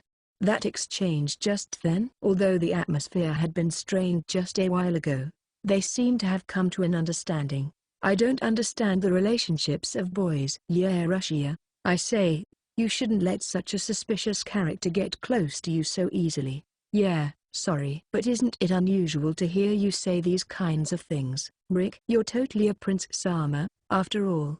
Was that what you thought of me? While making an astounded face, Rick flushed a little and tapped my head softly, although it didn't hurt. When I puffed up my cheeks and rubbed my head with a little indignation, Noel lightly stroked my head, only to retract his hand in panic when I turned to look at him, his cheeks flushing red. Rick and Noel were really cute. I'm getting worried that Bree-chan will be possessed by the degenerate god again, though. Proceeding into the banquet hall, Duke Capel was talking to some researcher-like people. As expected, he couldn't ignore the amount of people coming in, and while he averted his gaze from mine when our eyes met, he couldn't ignore Rick, and came over from the other side. Oh my, it's Roderick Sama. I apologize for not receiving you. It doesn't matter. Incidentally, what is this facility? As Rick probed him with a slightly interrogative tone, Duke Capel grinned from ear to ear. Well, this is a temple for summoning their retainers of Goddess Kostoru. A temple? You mean to say that you intend to summon a god? That is the end goal. First, if we can summon the kin of a god to let the world know that God truly exists in this world, then Tata Yudo will become a true holy kingdom, a magnificent country with a true god. That is, if God actually exists. By the way, it feels like I'm being ignored. Is it just me, Duke Capel? When I spoke, Duke Capel's shoulders gave a start.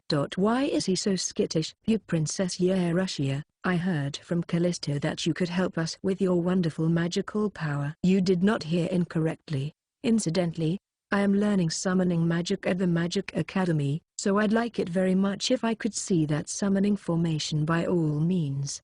Well, it's not ready yet, so.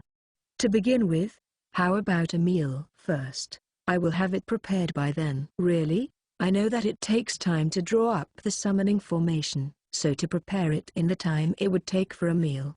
I wonder what the teachers at the academy would say. But since Duke Capel looks like he's having a conniption fit right now, I guess I'll accept it. Well then, I will be imposing on your kindness. Really? Then. The dining hall here isn't very big, so how about we have just the young people alone, along with Princess Russia's attendants? I will be entertaining everyone else in a separate room. The young people? It's just Trick, Noel and I. Well, that and my 4 attendants. To not have Bear-san, who's a viscount, with us. Duke Capel sure is bold. Although Rick and Noel both had their suspicions about it, since we had no reason to refuse, I accepted it with a sullen face. Sorry. The two of you. What is Duke Capel plotting, that he's in such a good mood despite his sweating? Was he getting impatient? Or was everything going according to plan? I wonder what he'll show me from here on in. Chapter 13, Unleashed Part 1. Now, please, come take a seat. The dining hall that we were led to was way too strange. In the middle of the wider corner of the castle, there were luxurious large tables and chairs that looked like they were brought from somewhere, while carpets were laid out as if trying to hide something on the floor. Were you guys unable to keep up the appearances a little more? Wouldn't you say this dining room is a little big? Well, no. Because of the constraints. This was prepared in a hurry. I think if I tease him any more, Duke Capel's self-respect will tear itself to rags. The two of them were glaring at me from both sides silently. It seems that one side was unable to calm down, given that my elder sister Sama's, who were also Duke of Ayusan's daughters, were here. Well, although I'm a self-indulgent person, since I'm the younger sister, surely it's all right to call out to my elder sisters. Elder sister Athena, if you keep wrinkling your brows like that, your cute face will be ruined. Yeah, Russia. What kind of joke are you trying to make by calling me sister? It's only a formality, so don't mind it. Oh yeah, I heard you became part of the heroes party. Well, Al-Sama is strong and his knowledge is splendid. It's far removed from someone who's there, princess, of a country where old-fashioned traditions are in charge. Ara, Yufufu. That is good, because it would be troublesome for the family which elder sister marries into to look after her. It would be great if he could look after you properly and train you. My words cause elder sister's face to change color. The hero that elder sister was after tried to kiss my hand twice and was interrupted both times. Even if it's you, I won't allow you to besmirch Al-sama. Ooh, scary. I couldn't hold in my joy, and when I involuntarily broke out into a full laughter at them, my elder sister Sama physically took a step back. Yeah, Russia. Rick tapped my shoulder with a pawn and looked at me with a shocked face. Glancing back, I could see that Noel also had a troubled and bitter smile. I wonder if my enjoyment went just a little over the limit. It's been a long time, Athena. Roderick-sama. The two of them exchanged greetings and then settled back into silence with strained faces. Was Rick the person that elder sister Athena used to be betrothed to? Well, for now I'll leave Athena and Isama to Rick for a bit. Ophelia and Isama, what is with that reply? I haven't said much so far. So why are you so afraid? Why are you yeah Russia? I have nothing to say to you. Now, don't say such a thing. Won't you listen to your cute little sister's request? What?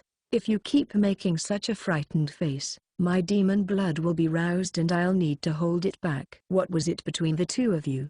As I dragged her closer and whispered that to her, Ophelia and Isama gave a small nod with teary eyes. We played together with Roderick-sama when we were little kids. A childhood friend, huh? So for your engagement to be annulled, what exactly did you do? Anisama's thing is, Ophelia Anisama seems like she's regressing into an infant. Well, let's eat. Duke Capel, who couldn't bear the atmosphere, said so loudly. That's right. It's time for the main dish. What a scene. Duke Capel was talking to himself in a nervous sweat. Rick was there silently eating while Noel, who wasn't used to this atmosphere, was warily surveying his surroundings with a nervous face. Athena and Isama was ignoring everyone else as if they weren't there, while Ophelia and Isama just sat, unable to even speak with a cramped face. And my attendants and I were eating without even hiding the displeased expressions on our faces. Incidentally, despite saying that it's only for young people, are Duke Capel, Callisto and that unknown old guy just waiting for a Tsukomi for being present? Who is that person? Rick seems to have gotten to the Tsukomi first. How rude of me. This is Cord Dono that I've invited from Tarutido for guidance in summoning magic. At Duke Capel's introductions, the man built like a rock rose smoothly and nodded. I am Cord. I have heard of your name. Because I'm a boorish person who only engages in research, I hope you'll forgive my rudeness. He says he's a researcher, but he looks more like a warrior. Do all the men of Tarutido forge their bodies like Cord-sama? When I let out my side comment, Cord lost his breath for a moment, and then answered without looking at me. In a warrior country, if one is not strong, one will be treated with contempt. The common names for the nations, or should I say, their nicknames, like Holy Kingdom, Agricultural Country, or Warrior Country, weren't officially their names, but rather labels so that others could understand what they did. For example, this country's Holy Kingdom title is commonly used in diplomacy because its official name is rather hard on the ears, while Shiguresu's Agricultural Country was rude to use in official settings. Despite being called a warrior country, Tarutido isn't actually fond of war, but there are people that loves to train their bodies and collect weapons, and are mostly harmless except towards those who were clear enemies, like the demons and demons. A self-proclaimed warrior country. For better or for worse, the people of Tarutido are lovable muscleheads. So Cord-sama is a rare type in Tarutido? Well, you could say that. There are serious researchers in the muscle-brained country called Tarutido, but those people were mostly those with weak bodies or who are women. Those people are mostly doing their very best to make the strongest weapon imaginable. So besides Cord, while they all trained in fighting with weapons, there are almost no people studying summoning magic. Oh, right, Cord Dono gave me a rare fruit liquor from Tarutido. Let's serve it immediately. Somehow sensing the delicate air between Cord and I, Duke Capel panicked and ordered the serving of the wine. Quickly, As if they had had it already prepared in the next room, a slightly cold and orange fruit liquor was poured into all the glasses. Although the official age for drinking alcohol was 15 years old, generally people would gradually start to develop a taste for it from the age of 10. From the age of 15 it becomes alright to sit in a bar and drink as much as you want. Although Betty did recommend that I drink, I never thought that it could be delicious since I couldn't get drunk. "What's this, Lucia? What's the matter?" Well, it was just a little delicious. It really was a little delicious, although originally it was supposed to be a famous and precious sake. But as Rick, Noel and I were drinking it deliciously and having a conversation, if I looked closely, I could see a cloudiness in the clear orange liquid that was invisible to human beings. "This is magical power." Rick and Noel and my older sister Sama's all lost consciousness abruptly and collapsed. "Poison?" I failed. "No, I was careless. Poison doesn't work on demons, so I didn't even try to guard against it. Let there be." As I tried to cast the holy magic detoxification, I was assailed by a sudden weakness, and slid down when I tried to stand up from the chair I was on. "Yeah, Russia Sama Master." My attendants came rushing over at the state of affairs. "Did the poison not work on those children?" "As expected of the one called a saint, Princess Russia." "You're still conscious," said Duke Capel, with a voice that seemed like it was going to burst into laughter at any moment. "What about these brats? Did they not drink the wine?" Cord said crudely, standing next to Duke Capel. "My consciousness seems to be breaking off, but that was foolish." My attendants' anger was boiling over, and they were about to go berserk. "If my attendants went into a rampage in this situation, Rick and Noel will die. Let there be light." I mustered my will and shouted out the holy magic's incantation. "Even if the poison's effect causes me to be unable to control my raging magical power, well, it should have at least neutralized the poison in Rick a little. You all carry Rick outside of the castle. And then via B. But Russia Sama, hurry up and do it." Under the light of the holy magic, my attendants reluctantly followed my instructions to them, and teleported out with Rick. Although it normally isn't an issue for me to teleport with them as well, if I teleport out with my magical power in this state, I don't know what kind of accident might happen. As the dazzling light faded, I could see that Duke Capel had a panicked expression on his face, while Cord wielded a huge sword, grimacing as he looked down on me.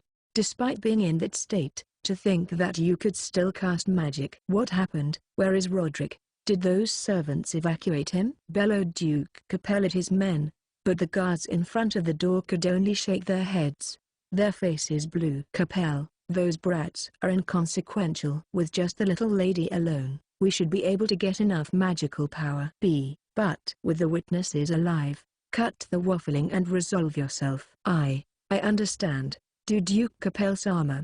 What is the meaning of this?" Callisto, who had been dazed until then, drew close at that point, sweating profusely, while Duke Capel, on the contrary, turned to Callisto with an arrogant look. "Watch quietly as our god is summoned." "So, is that how it is?" Staring with contemptuous eyes, Cord came to me, who hadn't lost consciousness yet, and kneeled. "Rejoice. Your magic will realize the grand wish of our king." Cord's face radiated a sense of accomplishment. And then, as thinking of what would come next, joy. "It seems that the poison was effective on the part of me that was human. Normal poison wouldn't work, so what kind of creature could produce this kind of poison?" "Demons." As I lost control over my mouth, the smile on Cord's face disappeared as I leaked out the last word. "I see. It will be dangerous if you're left alive." As I muttered, Cord started up the magic formation under the carpet and began to cast at the same time. So as I expected, it was a demon. It was too suspicious in various ways. Magic power transfer. As Cord's incantation completed, my rampaging magical power was absorbed by the formation. "What is this amount of magical power? Is this girl even human?" "Nope, I'm a demon. But this might be bad." My rampaging magical power has disappeared and the strain on my body has eased, but my consciousness is still cut off. Without my magic power and my consciousness, it's impossible to resist. So sleepy. Can't Issue.A. Cord, who was the Demon King's confidant and general, had received a secret mission from the Demon King, and so had been collecting magical power from the various human nations. As a warrior that battled humans on the front lines, he wanted to cross swords with the hero that would appear, but he respected and loved the Demon King, and he knew that there would be no future for demons even if they won over the humans. While Cord didn't understand the theory, he knew they were attempting to call out something massive. The three types of demons of the ruling class, master class, that would appear after a long time of being a greater demon, archdemon, demon lord, demon beast, the devil. If it was let out not under control, the demon race would perish, but without that much power, it would be impossible to force the demon race to obey and manage them. As for the Demon King, if a single one of the human nations knew of their plan to summon one of those three pillars, all of the nations would band together to thoroughly destroy the demon race.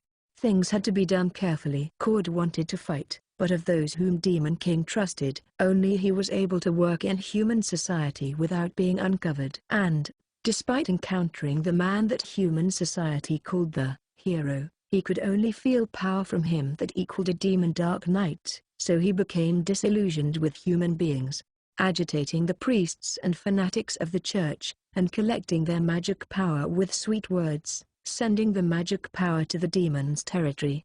Forced to make round trips between the demon's territory and human society, Cord, who was tired and frustrated, plotted to make use of the saint, after hearing Duke Capelt talk about her.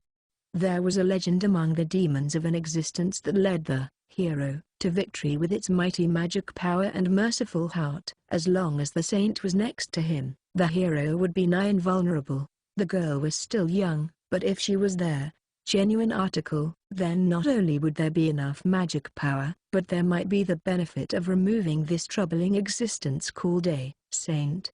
He did not think that the saint would be such a beautiful girl with that youth, that beauty, and after witnessing her continue to use magic after drinking the medicine that was created to deprive the hero of his strength, Cord was well and truly convinced that she was their genuine article. Cord had thought of offering her up to the Demon King, but judged that she would be a danger to them since she managed to see through Cord as a demon. After absorbing her enormous magical power, she fell unconscious and lay there on the cold floor. Cord, who stepped forward to end her life without increasing her suffering, was suddenly beset by an unspeakable chill. The beautiful golden hair of the fallen girl swelled, and Fuan, the girl, disappeared, leaving only her dress. What happened? Where is the girl? A small golden lump jumped out of the shadow of the dress and bit deeply into Cord's side. Reflexively falling to one knee, Cord saw something even as his face warped in pain. It was a small, golden cat. It wasn't just a cat. It couldn't be just a cat. With fiendish red eyes that were devoid of reason, crimson fangs and nails that dripped blood, it was throwing out a violent, ominous presence. A human servant who wandered closer by accident was instantly decomposed from coming into contact with that miasma, rotting until his putrid flesh collapsed onto the ground. Demon beast. That day, the restraints of the human heart and human body were released, and the upper-class demon golden beast was unleashed upon the Holy Kingdom. Line here. Author's notes: because I've received a number of questions, I'll supplement it a bit. There are many other religions in this world other than the Kostor religion, such as the god of fire, the god of trade, and the god of knowledge, but I've divided them into sects. Most of the religions were treated the same, which includes the hundreds of emerging religions. Magic and sorcery differ in that magic is mostly intuition, whilst the stuff that's studied and researched is called sorcery. But the boundary is ambiguous, and it's the professors in the schools that care about the divide. Normal people also can't tell the difference between magic and sorcery. The students of the academy also call it only by feeling. To be exact, summoning is sorcery, but other subjects are called magic, so it's also named accordingly. Sorry about the carefree world setting. I too sometimes get overwhelmed, so forgive me. Chapter 14, Unleashed Part 2. Author note: lots of gore again. Entirely in third person. Cord was confused. It's understandable. His demon king had spent several years. If you included the preparation period, nearly 20 years had been spent on trying to summon this thing, and here it was right in front of him. It couldn't be that a demon beast was in front of him. The documents that spoke of its existence was thousands of years old. Who could believe that one would encounter such a legendary existence this easily even if they asked for it? However, Cord's dream was shattered as the small golden cat let out a cry, and the entire castle shook, cracks appearing in the thick walls and stone floors. In the midst of the enormous swirling magic power and miasma, the shadow of the cracks materialized and began to flow and spread, and he could feel a sheer amount of corruption that exceeded that of an archdemon. It looked like a thin, short-haired golden cat. Along its small back, wings that were the same color as its golden fur that were disproportionately larger than the body by a few tens of centimeters spread out then, flapping a single time with its huge wings that exceeded 5 meters. The golden beast slowly floated into the air. What was this demon going to do? The golden beast let out a low growl as it faced a certain direction, and Cord, noticing that the direction was their demon's territory, turned pale, even as he bled from his face and sighed. Oh, so this is a demon beast. Calling out in joy, Duke Capel forgot himself as he neared the golden beast. He hadn't noticed what happened, and he hadn't even noticed that it had been Yerushia. Now, demon beast, kill the weak royal family, and all the other obstructive ducal houses. Obey me, and I will sacrifice thousands too. The foolish Duke Capel believed Cord's lies and was convinced that the summoned demon would obey him. His grandfather was the youngest brother of the king, so he believed that he had only been unlucky, thinking that if he could become king he would be able to subjugate all the surrounding countries including Shiguresu and Tarutido and lead them into being a true holy kingdom. Duke Capel had tried several strategies, and was related to both demon summoning incidents, supplying money and information to the one thought to be the mastermind, Marquis Brunior. Since his plan that had taken him such a long time at last reached its final stage, Duke Capel lost his calm and became talkative, and in the middle of his words, and carelessly stepped into the blanket of darkness that spread across the floor. Splat.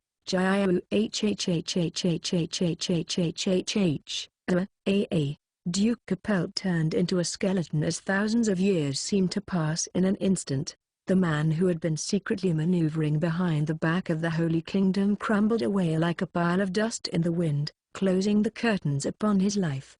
His soul was inhaled by the golden beast with great relish, who chewed it for a bit before swallowing. Whether she was in the form of the golden beast or not, she was still ignorant, and there was a hint of pleasure as she pulled out all the weak-willed humans' souls. All the subordinates who knew of Duke Capel's plans simply ceased to live without a single outward injury. For an upper-class demon that's beyond the realm of mere greater demons, archdemons, there wasn't even a need for her to even lift a finger to take a human's soul. Just like a believer would dedicate offerings to their gods, so did the weak-minded humans offer up their souls. Their dead faces showed not joy, but an anguish that caused one to wonder just how much pain they went through. No one would ever think of wanting to die like this. The only one who survived was Cord, who believed not in God but the Demon King, and Callisto, who was able to use a little holy magic. God. Frozen in fear from seeing that unbelievable thing, Callisto shook his head like a small child while crying. Callisto had believed that everything would be perfect if God descended. If God descended, this world would find peace, so he had no qualms about destroying the little piece of the people who lived happily now. He believed with all his heart that if the Holy Kingdom threw away all of its military for a god, even the demons would relent. Not realizing that he had merely replaced military with God to protect the people, he couldn't understand the reason for his exile from the Holy Kingdom, and didn't realize the contradiction of harming others' happiness for peace. Finally given the means to make his ideal a reality by Duke Capel, on the verge of seeing his dream a reality, Callisto preached an incredible dream. Before him, with the beauty and power of God, was a demon. Unable to accept reality, Callisto's spirit gave way to the fear from the miasma, foaming at the mouth with bloodshot eyes wearing a thin smile. As a matter of fact, this loss saved Callisto's life. Callisto's soul that had suffered a mental collapse and had no more value and so became of no interest to the golden beast. But with all of the living humans gone and only the grating rasp of a mentally deranged human, a hint of annihilation was shortly aimed towards him. But then, Cord's great sword slashed down, releasing a shockwave toward the golden beast. It wasn't that Cord was going to help Callisto. Rather, that his warrior instincts told him that if he didn't use his greatest attack during this small gap in its defense, he wouldn't even be able to scratch this demon beast. As the impact crushed the stone wall, and enormous rubble fell, Cord felt a little chill and dodged. The golden beast tore off his right arm, and broke apart his great sword. Cord released his human illusion, and reverted to the figure of demon, with grey skin. Along with that, he released magic power to heal his injuries, also raising his offensive and defensive power. But that golden beast tore through it like thin paper. Demons couldn't use holy magic, but they could use water magic to close wounds and improve healing. In the first place, demons had way more physical strength than a human. But every strike from the golden beast on his flanks and his arms left a curse-like miasma coiling about them, which degraded his body from the inside. Monster Master? As the attendants who sensed that enormous presence returned, they were surprised by Yarushia returning to the form they dearly missed. The golden beast. Tina. As Nia raised her voice, the golden beast struck the exact same moment with terrifying speed and bit off Tina's arm clean off her shoulder. Instantly Noah used Unleash and stopped Tina from collapsing using his magic power. But Tina, who had turned pale, refused to believe her eyes about her Master's body. Can you still move? Tina? Yes. But leaving that aside, our master will be back. Fanny's voice brought everyone to attention. Having a taste of a lower-ranked demon, the golden beast brimmed with a brutal presence, and, spreading its golden wings, it attacked them again. Yarushia-sama. Nia immediately took the blow with her cursed blade, but it was unable to fully absorb the power of the blow and was blown off into the wall, falling to her knees. Cough. So strong, you brats. Cord called out to the attendants who were somehow able to battle that monster. Help me. I am General Cord of the Demon King's army. If you leave this monster be, the human nations will be finished. The only thing in Cord's mind was the Demon King's territory and the Demon King himself. Why the saints' disappearance would cause their demon beast to appear was beyond his understanding, but when the golden beast turned its head toward the direction of the demon's territory, Cord knew that it was seeking out the magic power that he had transferred. I won't let you get to the Demon King Sama. He prided himself as being one of the top 5 of the Demon King's subordinates, but he was being trampled to his wits' end by this little demon. Cord had already resolved to die. For the sake of the Demon King he chose to throw away his pride and work together with the humans. Monster? As Cord turned to the sudden voice coming from behind him, he saw a boy wearing an enraged expression staring at him. Noah didn't even give him the time to raise his voice, and used the greatest force of Unleash to instantly pulverize his body and soul. Low life. As Noah spit out the words, half the castle collapsed under the force of the golden beast and his unleashing. Gagan. Meanwhile, Nia, who held the power of absorption, was barely taking the attacks of the golden beast. The attendants couldn't strike Yarushia. However, since Tina and Fanny couldn't even take a single blow from the golden beast, and Nia suffered increasing damage with every single blow that she absorbed, as it stood, they would be overwhelmed. Fanny, supplement Nia's magic power. Tina, we will stop Yarushia-sama, so attack with full force. Tina's eyes went wide at Noah's instructions. What are you saying? To attack our master? A half-baked attack won't do any damage. In order to wake up Yarushia-sama, who is the fastest in the demon world, the instant that Nia takes the blow we counterattack with full force. Even she should stop moving then.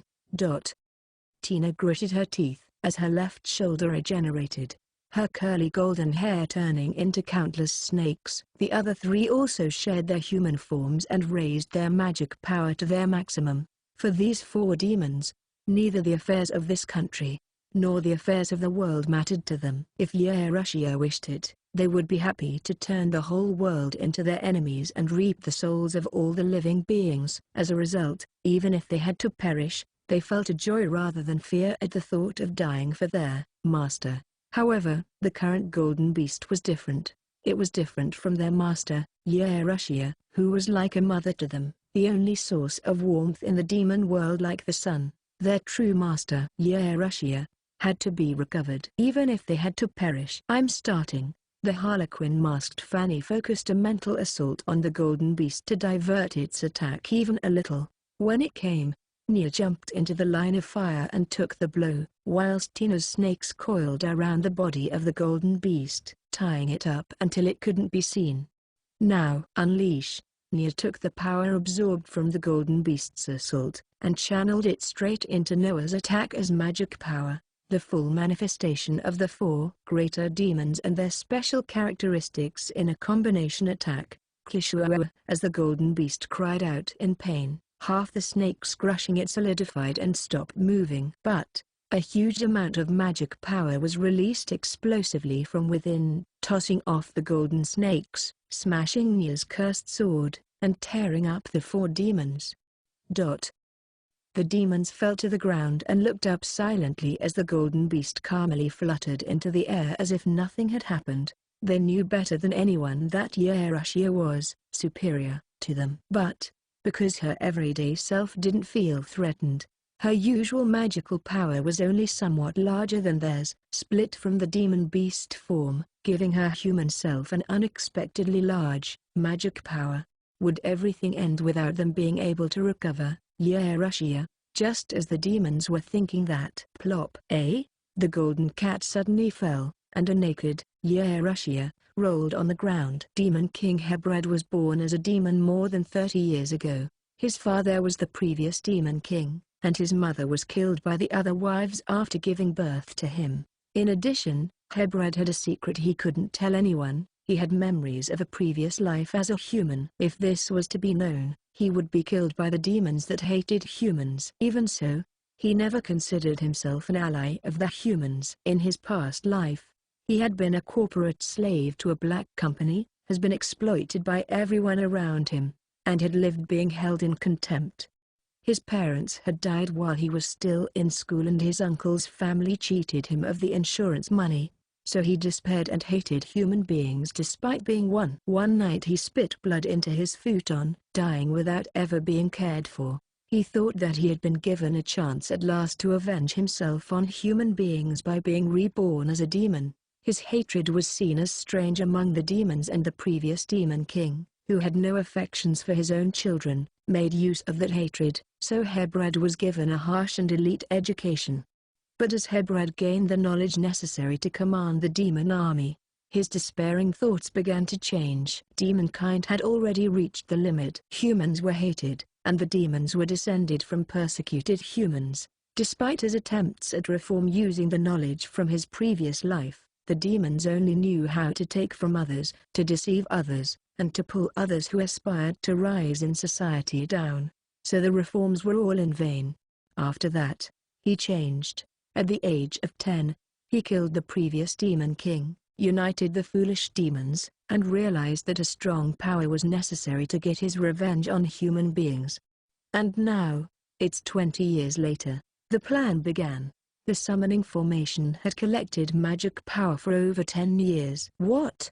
This is. The magic power sent from General Cord was approximately 80% of all the magic power collected thus far. All put together, Hebred had exceeded the amount of magical power that he needed for the summoning. What happened? It was clearly an abnormal situation. The amount was abnormal. On top of that, he had never seen such pure magic power with such a golden color before. Although Hebred rejoiced over Cord's results, he worried for the man. Nah. The abnormal things didn't end there. To summon the upper-class demon, a variety of constraints were applied, and not only magic power, but a large amount of sacrifices were prepared as offerings, and it was necessary to repeatedly check through each preparation step.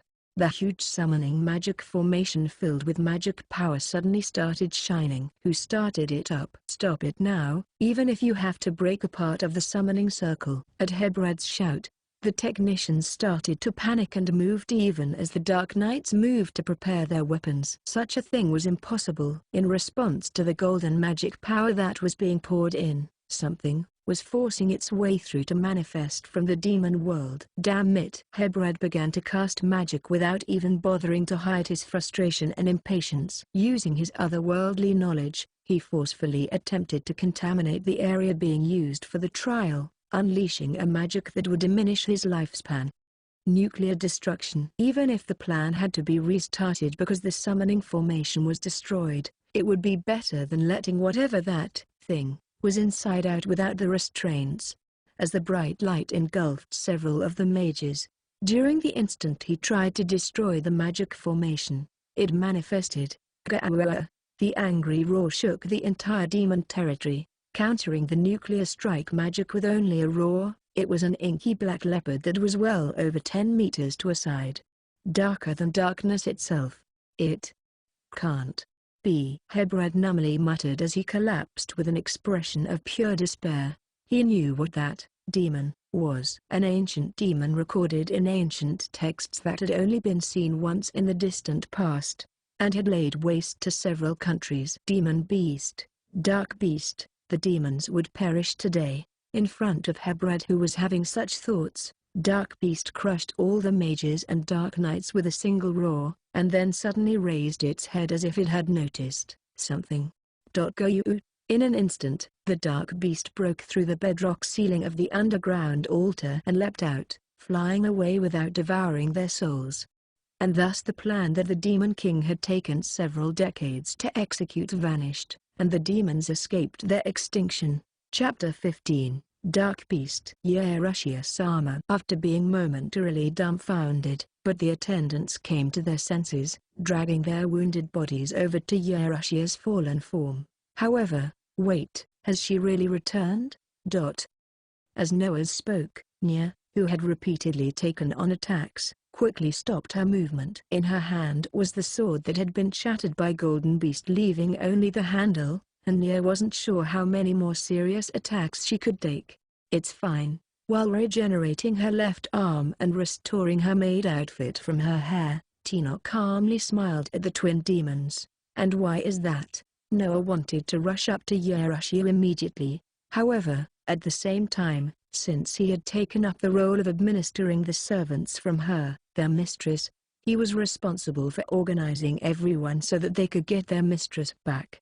At Noah's question, Tina puffed up her chest with a fufun. Regarding Yerushia-sama, everything from her preferred food to her health and even the growth of her chest measurements have been perfectly grasped with these eyes and this nose. I would understand more if I could lick her, but even without, I am sure that she has completely returned. As Tina said this in a matter-of-fact manner with a self-satisfied look, Noah and Nya's wore delicate expressions. Even though they were demons, they drew back slightly. Is that so? First of all, he didn't need to understand that. There shouldn't be a problem if it's the perverts. Tina's words. Yerushia-sama is merely sleeping. When the three looked back towards the voice, Fanny was already kneeling down next to Yerushia without her guard up, smiling in satisfaction while listening to her making sleeping noises. The ancient castle on the shores of the lake had mostly collapsed, and the light from the sun poured through the holes. Tina, can you make Yerushia-sama some clothing? Although she was sleeping, it just wouldn't do to leave their mistress naked outdoors. The dress that Yerushia had been wearing was buried under the rubble, so even if they could find it, it wouldn't do to put it on. Well, of course I can do it. As Nya covered Yerushia with her cloak, Tina, who was looking at Yerushia's bare skin and feet with desire, replied to Noah a little too fast. Tilda, I can help. Well then, please do so then Fanny. Tina and Fanny knelt down next to their sleeping mistress, and poured magic power into their hair, stitching Yerushia's new dress onto her. Noah, as a male type, wasn't allowed to go near their mistress while her skin was still exposed, as Nia, who wasn't allowed to help make the dress because of her clumsiness, watched on enviously. She suddenly raised a question. Why is the dress black even though Tina's hair is golden? I don't know. She had the thought that she was black-hearted, but was kind enough not to mention it out loud. How strange, as Fanny muttered so.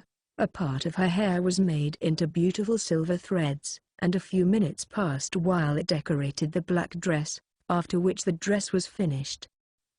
When I woke up, all I saw was the sprawling blue sky and the happy faces of my attendants. Yeah, Russia-sama. Mistress, are you all right? Why was I asleep? The attendants told me about the events that happened after I lost consciousness. I didn't think that the poison would work so well on my human half, but there was no way that I should have returned to my demon form, cat, just because of that. I think I was able to revert back because I poured out all the magic of my human half to save everyone from the poison, so that's why I transformed completely into a demon.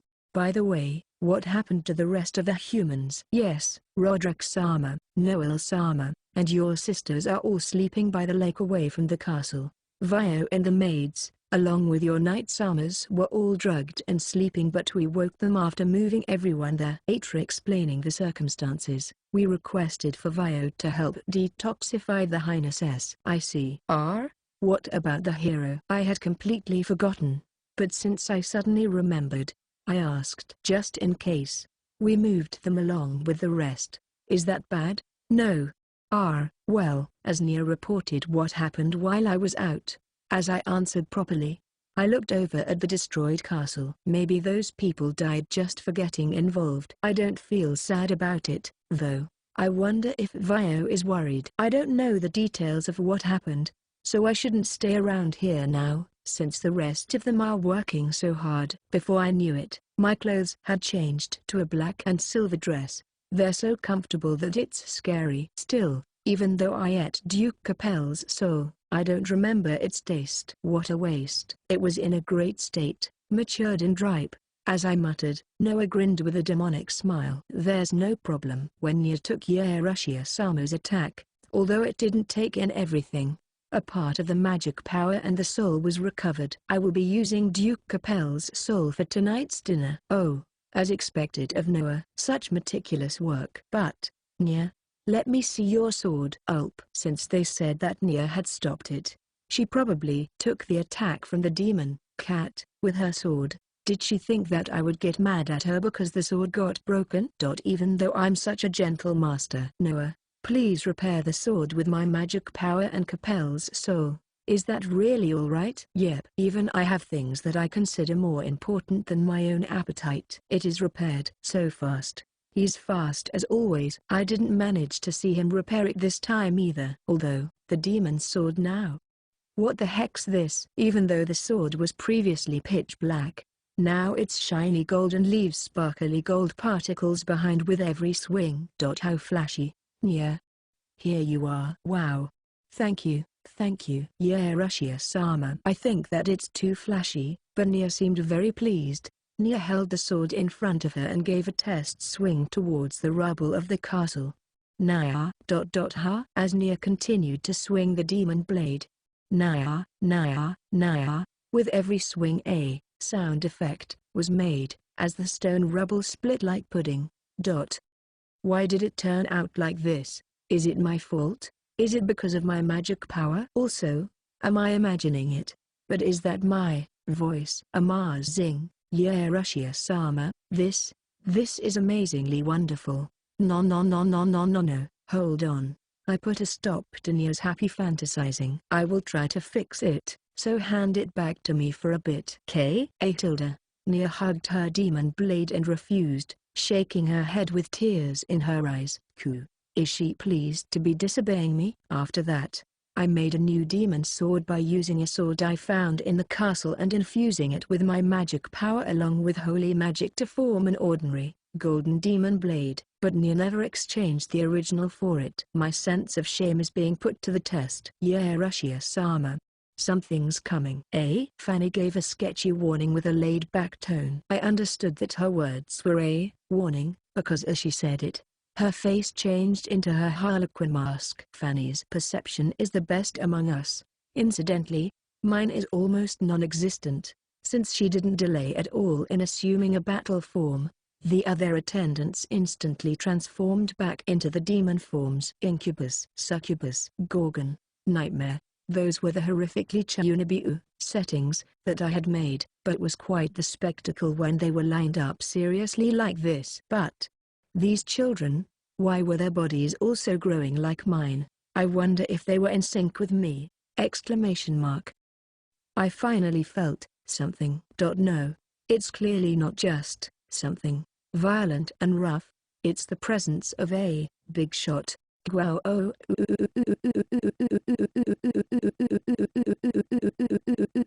A tempest blew, and the lake waters roiled as the roar of a huge beast echoed. I finally found you, Golden Beast. As expected, it was him. My benefactor from the demon world and owner. Demon Beast. Dark Beast. Hi, a long time no see.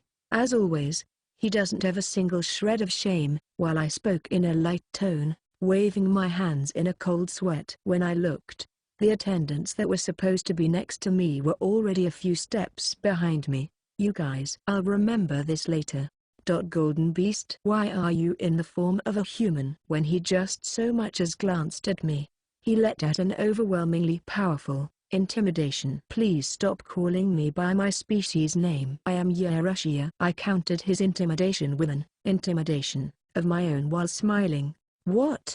You are a demon, so why would you have a name like a human being? There's no point being surprised. Although I didn't understand it at first, giving a name to a powerful demon imposes a burden to their very existence. In order to endure it, a strong magic power was necessary. Mother Sama was only fine after naming me because she was a mage and also because I was about as strong as a baby at the time. For the time being. That's fine, he suddenly said in a gentle voice as he descended in front of me. Kapoo. Hey. And just as suddenly, he bit my shoulder. It hurt a little but not as much as I thought it would.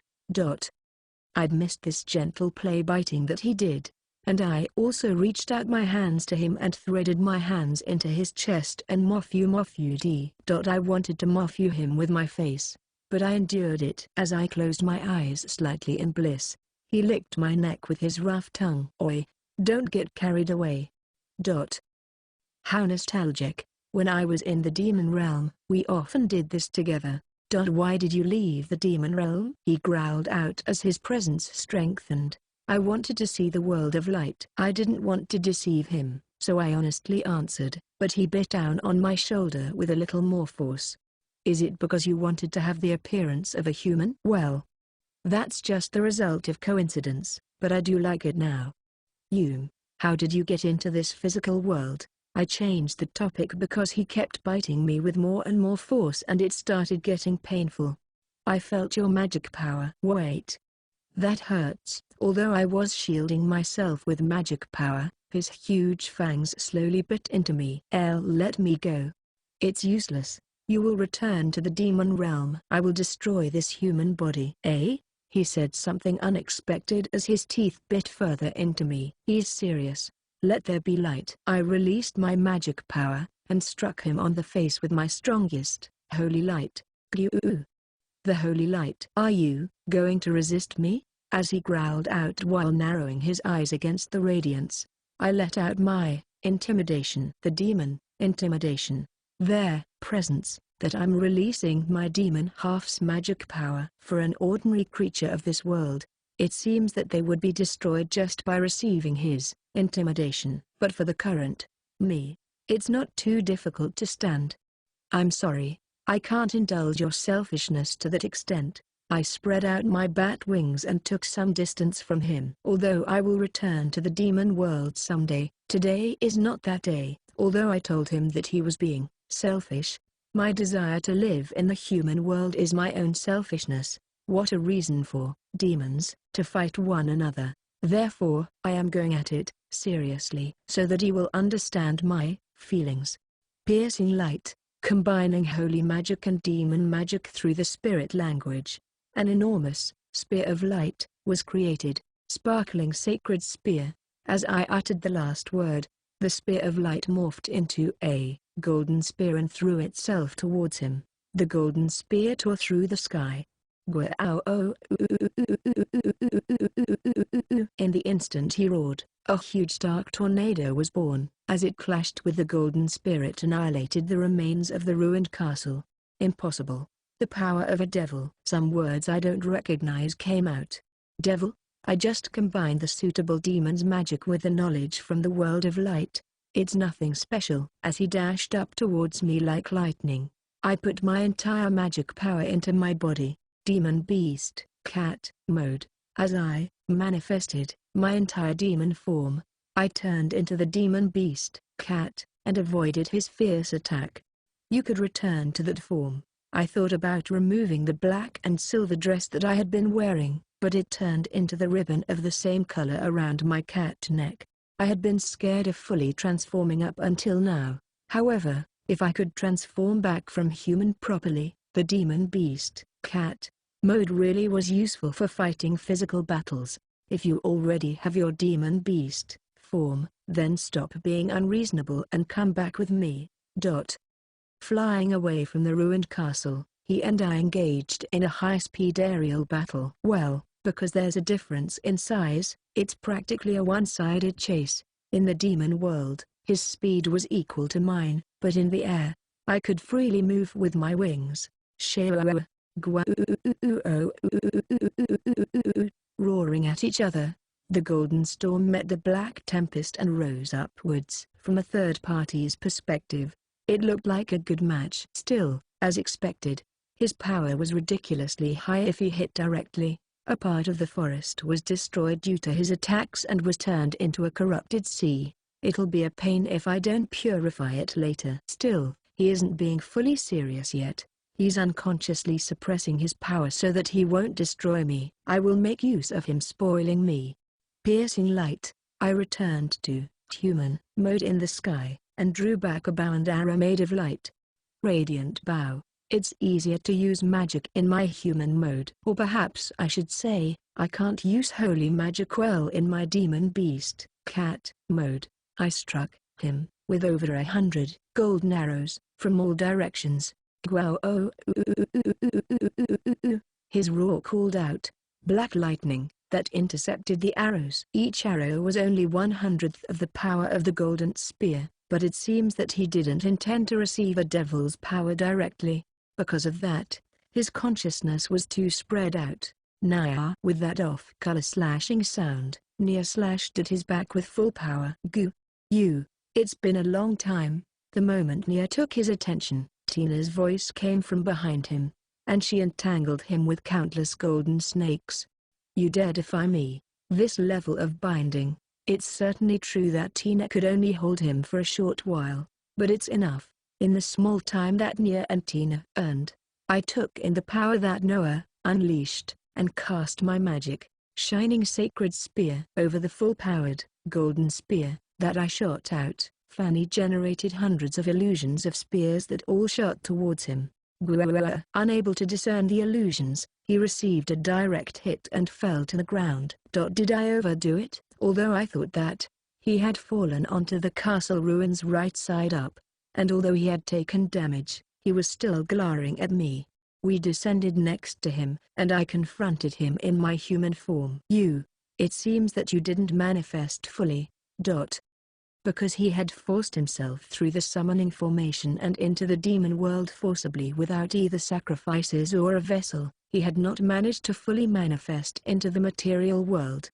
I'm truly sorry. In your current state of manifestation you would be hard-pressed to beat those of us who have names. That being said, as expected, his power is outstanding. I would like him to return peacefully, but rather contrarily, because he doesn't have a body here. A demon that's essentially a spirit-like life form won't return unless his spirit is broken. If we, the pets, beat him and he still didn't lose his spirit, then what would we do? I wonder. Yeah, Russia, Lucy. And at that time, I suddenly heard voices calling for me from far away. Oh, Matilda, they've come back at a terrible time. Chapter 16. I turned 10 years old. And so on. Part 1. Rick and Noel were at the front of the people who were running towards us. Or not. It was 3 holy knights, those who piled up training in a temple and were practically heavy tanks that practiced defensive holy magic. Due to that, they knew of demonic magic, and upon seeing his body, they subconsciously stopped walking, while Rick and Noel rushed forward. "Yeah, Russia, are you alright, Lucy?" "Calm down." Rick, once again, grabbed my arm and pulled me away, while Noel held out his sword, covering me. "What is that thing?" Rick let out a hoarse whisper, as Noel's face turned pale and started sweating profusely. We, the attendants and I, had shaved down a lot of it, but his sheer existence, that presence was incomparably brutal if matched against the creatures of this world. He stared at us. No, he was only gazing intently at me. I wonder what he is thinking now. Although if I were to be frank, I was a little happy that he was thinking of bringing me home after breaking my body, but I just can't respond to his one-sided selfishness. "Roderick-sama, yeah, Russia-sama, please come down." A little later, the knights reached us, 3 holy knights and 8 royal knights, along with 7 of my escort knights, including Brit-chan and Sarah-chan. As expected, Vio is also close by. One of the holy knights, a silver gray-haired uncle, turned his shield towards him with a nervous look. "That is a considerably high-ranking demon. I think it is a demon beast. Did Ye Russia-sama suppress it with her power?" Yeah. Well, now, what to do? No matter how weakened a lion is, it can't be beaten by rabbits. Since their existences are of a whole different class, it can't be helped that the human knights can't do anything. This is where us knights will take over. "Please, evacuate." Another one of the holy knights gave us a stoic smile. Even Brit-chan's face had greatly stiffened, but it looked as if she wasn't about to back down. I could see the signs of him getting annoyed at the humans that were moving to protect me and noticed his magic power gradually rising. To tell the truth, neither I nor he has much magic power left. In order to try to force me to return, he would try to replenish his magic power by devouring the souls of these humans who were in his way. If it wasn't a soul that was tormented and then made to deepen, even if it was taken, it would not be able to help him recover. It seems that he wouldn't give up on me until his heart broke. It can't be helped. It's bad to get everyone involved, but I have to break him here. Light of protection. Suddenly, hearing me recite a spell that they'd never heard of, Rick and Noel turned towards me in surprise. "Radiant shield!" Exclamation mark.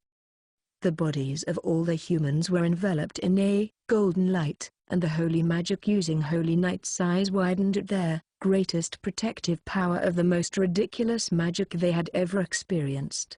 Then, seeing me protect the humans, he let off an angry roar. The sheer overwhelming power of his evil roar was enough to instantly kill a human being as soon as they heard it, but with the added protection of my radiant shield, I prevented it and further increased the power of the humans.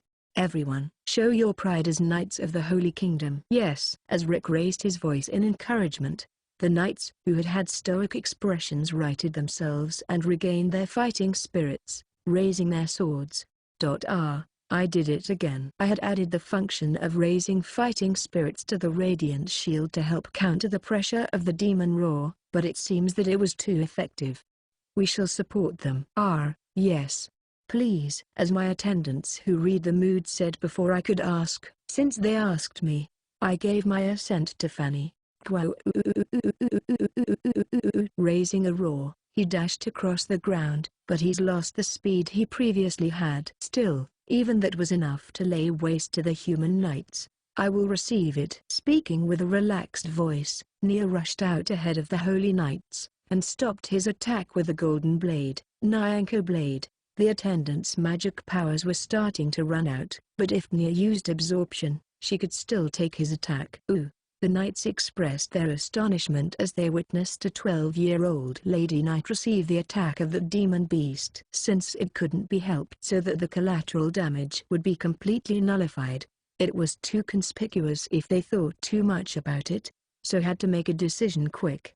"Noel, get back here, Lucy. When I caught him trying to get on the front line, Noel returned obediently even though he had a doubtful look. "Lucy, what's wrong?" "No." "Well, just wait a moment." Fanny. As I called Fanny, she reverently presented the golden demon blade that I had made as a spare. "In the name of Yerushia Lava Uznia, I bestow upon you this holy sword. Receive it, Noel." "Yes." Noel, who had been taken aback for a moment, knelt down and received their holy sword. Temp, like a knight. For some reason Rick, who was next to him, looked sullen, but I don't care. The knights were fighting surprisingly well. With the additional protection of my radiant shield, Nia receiving his attacks, and Noah and Tina assisting them with normal magic power, the result is obvious, even if I say so myself.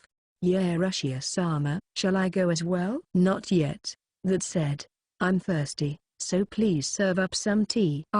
Go heavy on the souls." "Yes." Since Rick's already gone to give instructions to the knights, I just changed to watching mode, and waited, fully prepared. As the holy knights fought, they healed their companions with the holy magic cure, and my attendants were assisting them by shaving off his magic power. I instantly healed those who were seriously injured as the timing I was waiting for drew near, and finally the moment came. Mu Upsilon Alpha, speaking the Spirit of Light's language, as he had done previously.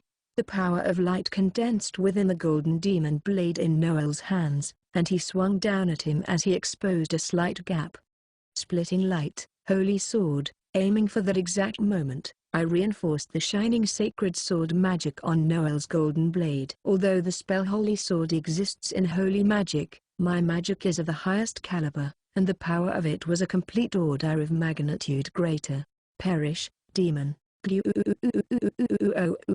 When Noel swung down the sword, it emitted a bright light and turned into a huge golden sword, forcing him to fall back dozens of meters. To not have taken much damage even from that attack, he's really far out of their league. Nonetheless, its power exceeded his expectations, and for the first time in the fight, he became wary of a human, setting Noel, who was wielding the golden demon blade, firmly in his sights. That not enough. Noel's attack seemed effective, so are you going to do it again? Yes. As Rick spoke to Noel, he took up a position beside him, readying his sword. When I finished drinking my tea, I approached them quietly, putting myself one step in front of them so as to protect them, and showed a sly expression that nobody but him noticed.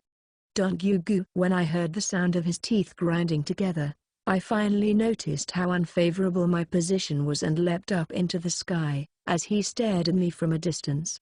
I could feel the anger, but I can't feel his will to fight anymore. He'd been defeated once by me, albeit while I was being protected by my attendants, and after which he couldn't defeat even a single human being, as I acted like a human, and lived amongst them, finally causing him to break down. It was bothersome in various ways. I wish I could just return to the demon world happily as it is. Staring at him with that thought, as I turned away from him, he finally called me by my name and not just Golden Beast. Yerushia, I will definitely bring you back to the demon world the next time. Has he not been broken completely yet? Chapter 17. I turned 10 years old. Part 2. What in the world was that monster? Said the so-called hero Alfio in a cracking voice. Nobody blamed him for being timid. Antique the elf and the swordswoman Chiria both had pale faces as they watched the battle with the demon beast. Alfio had his meals early after the indignant exchange between him and His Highness Roderick. While thinking about what means he would use to get close to the beautiful maids and female knights, he was struck with a sudden torpor and lost consciousness. Their hero was blissfully unaware that their magic power had been forcefully stolen, and indeed when Alfio woke up in the forest by the lakeside, Roderick and his escorts were preparing to head to the place where the castle previously stood.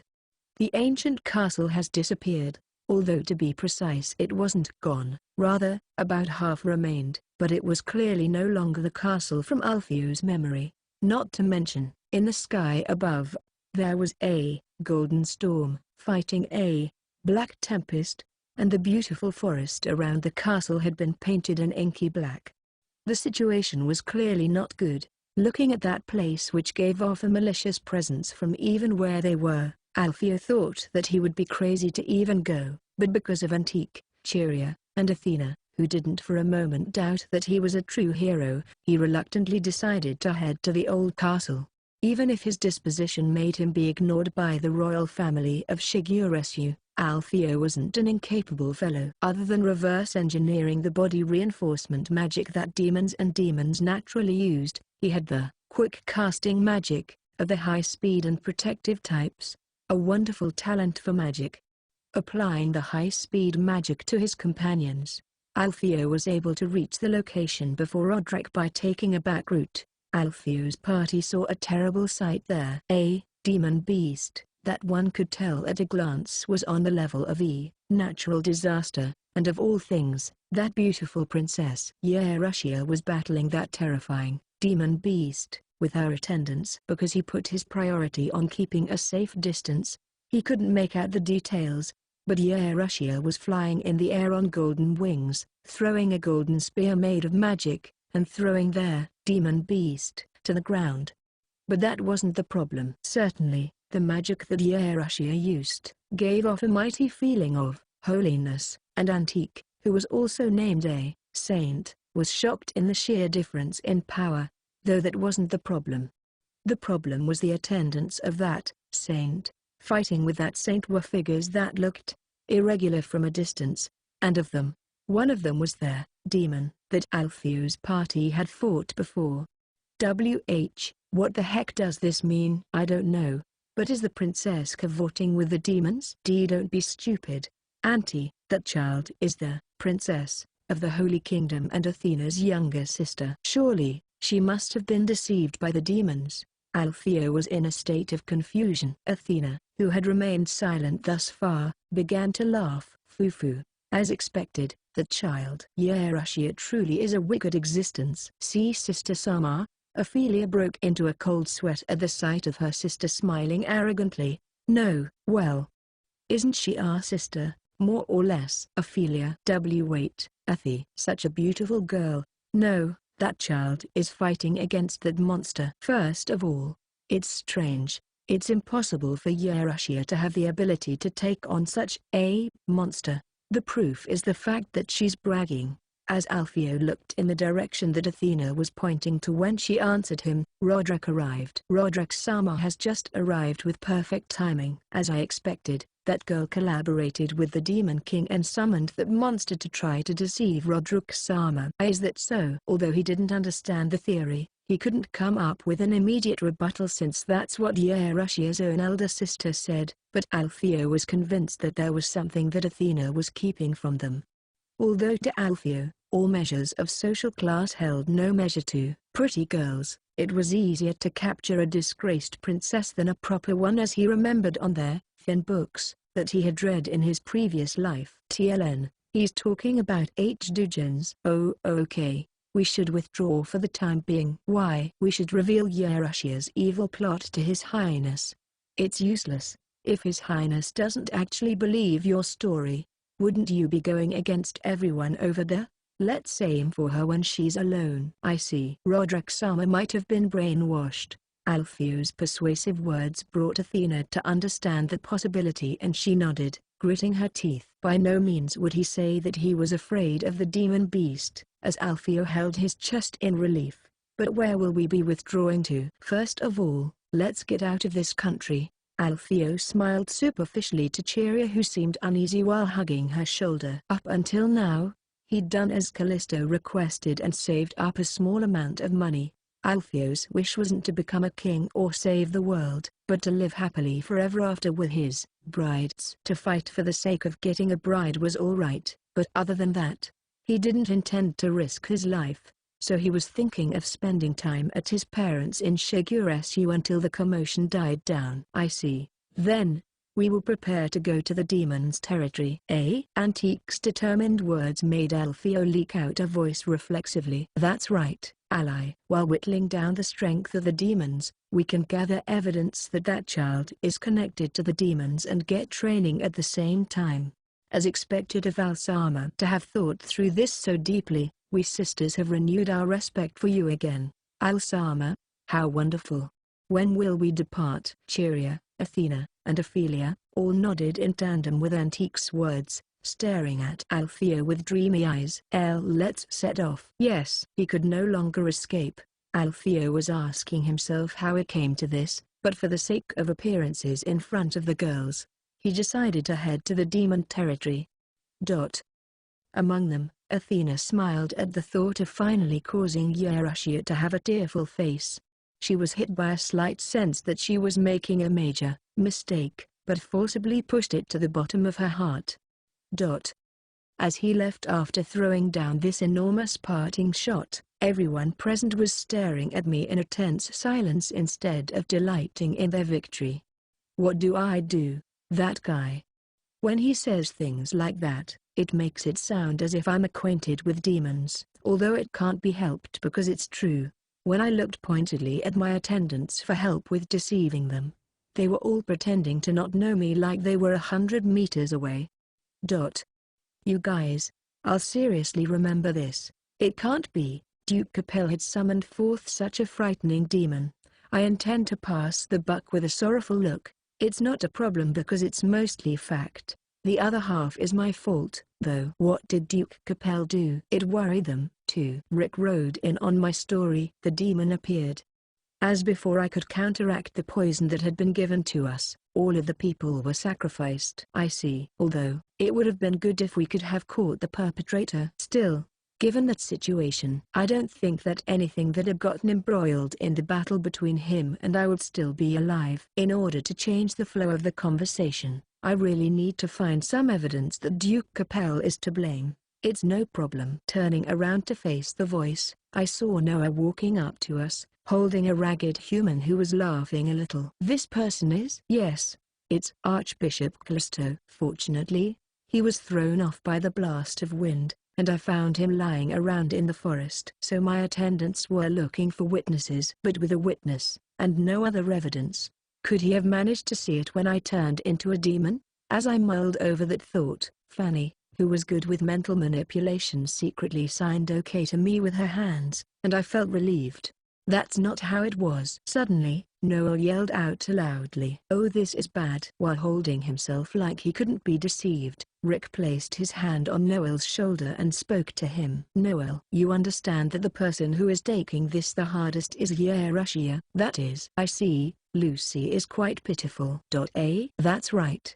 Princess Sama is being targeted by such a terrifying demon beast. Perhaps it was afraid of Eurytia Sama's power. Such a demonic aura must have wanted Eurytia Sama as a sacrifice. Springing off Noel's words, the Guardian Knights and Holy Knights all comforted me.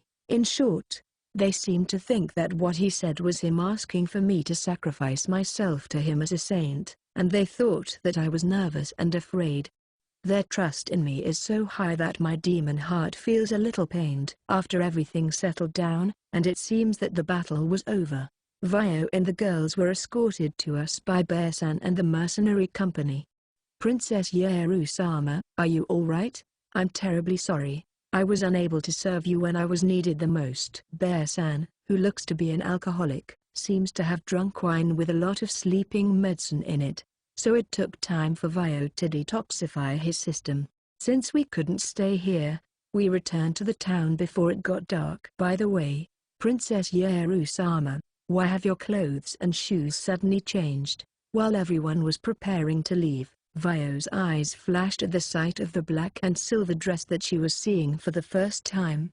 Although it definitely looks like an upper-class good, I was also concerned about that. "Weren't you wearing a different dress when you went for the meal?" "You their shop." Rick, who heard it, commented and questioned me from the side, while Noel, who finally saw it, gave me a strange look. "Lucia's dress. Could it be a magical item?" Magical items exist in the world, although it's common in fantasy. There aren't enchantments that have sustained magical effects applied on them, but rather magic tools, which have magic formations carved on them that activate when magic power is poured into them. Certainly there are people who make their living off of researching magic formations, but a complex magic like the one used for my dress has never been seen before. Although there are magic swords, those were usually magic formations carved into the blade, creating a rechargeable type of magic item that would store magic power. To tell the truth about this dress, it has magic barrier, automatic regeneration, and shape-shift magic applied on it, because it's an artifact class dress made by multiple greater demons, archdemons. Now, whatever should I do? When I turned my gaze towards my attendants this time, Tina came out in front of me. Excuse me for my rudeness. This dress was made for Yerushiya-sama with magic. A cloth with magic woven into it meant for the exclusive use of the saint. Wow. Was there such a thing? Which laboratory made it?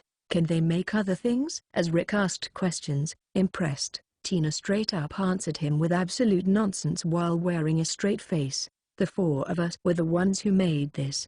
But Yerushiya-sama's holy magic was indispensable for weaving the magic formations into the cloth, and since it's still in the research stage, it takes an immense amount of magic power. The best we could do is to make this one piece. To make multiple copies of this in a short period would put an immense burden on Yerushiya-sama, and it's possible that it could hurt her health. No, I understand.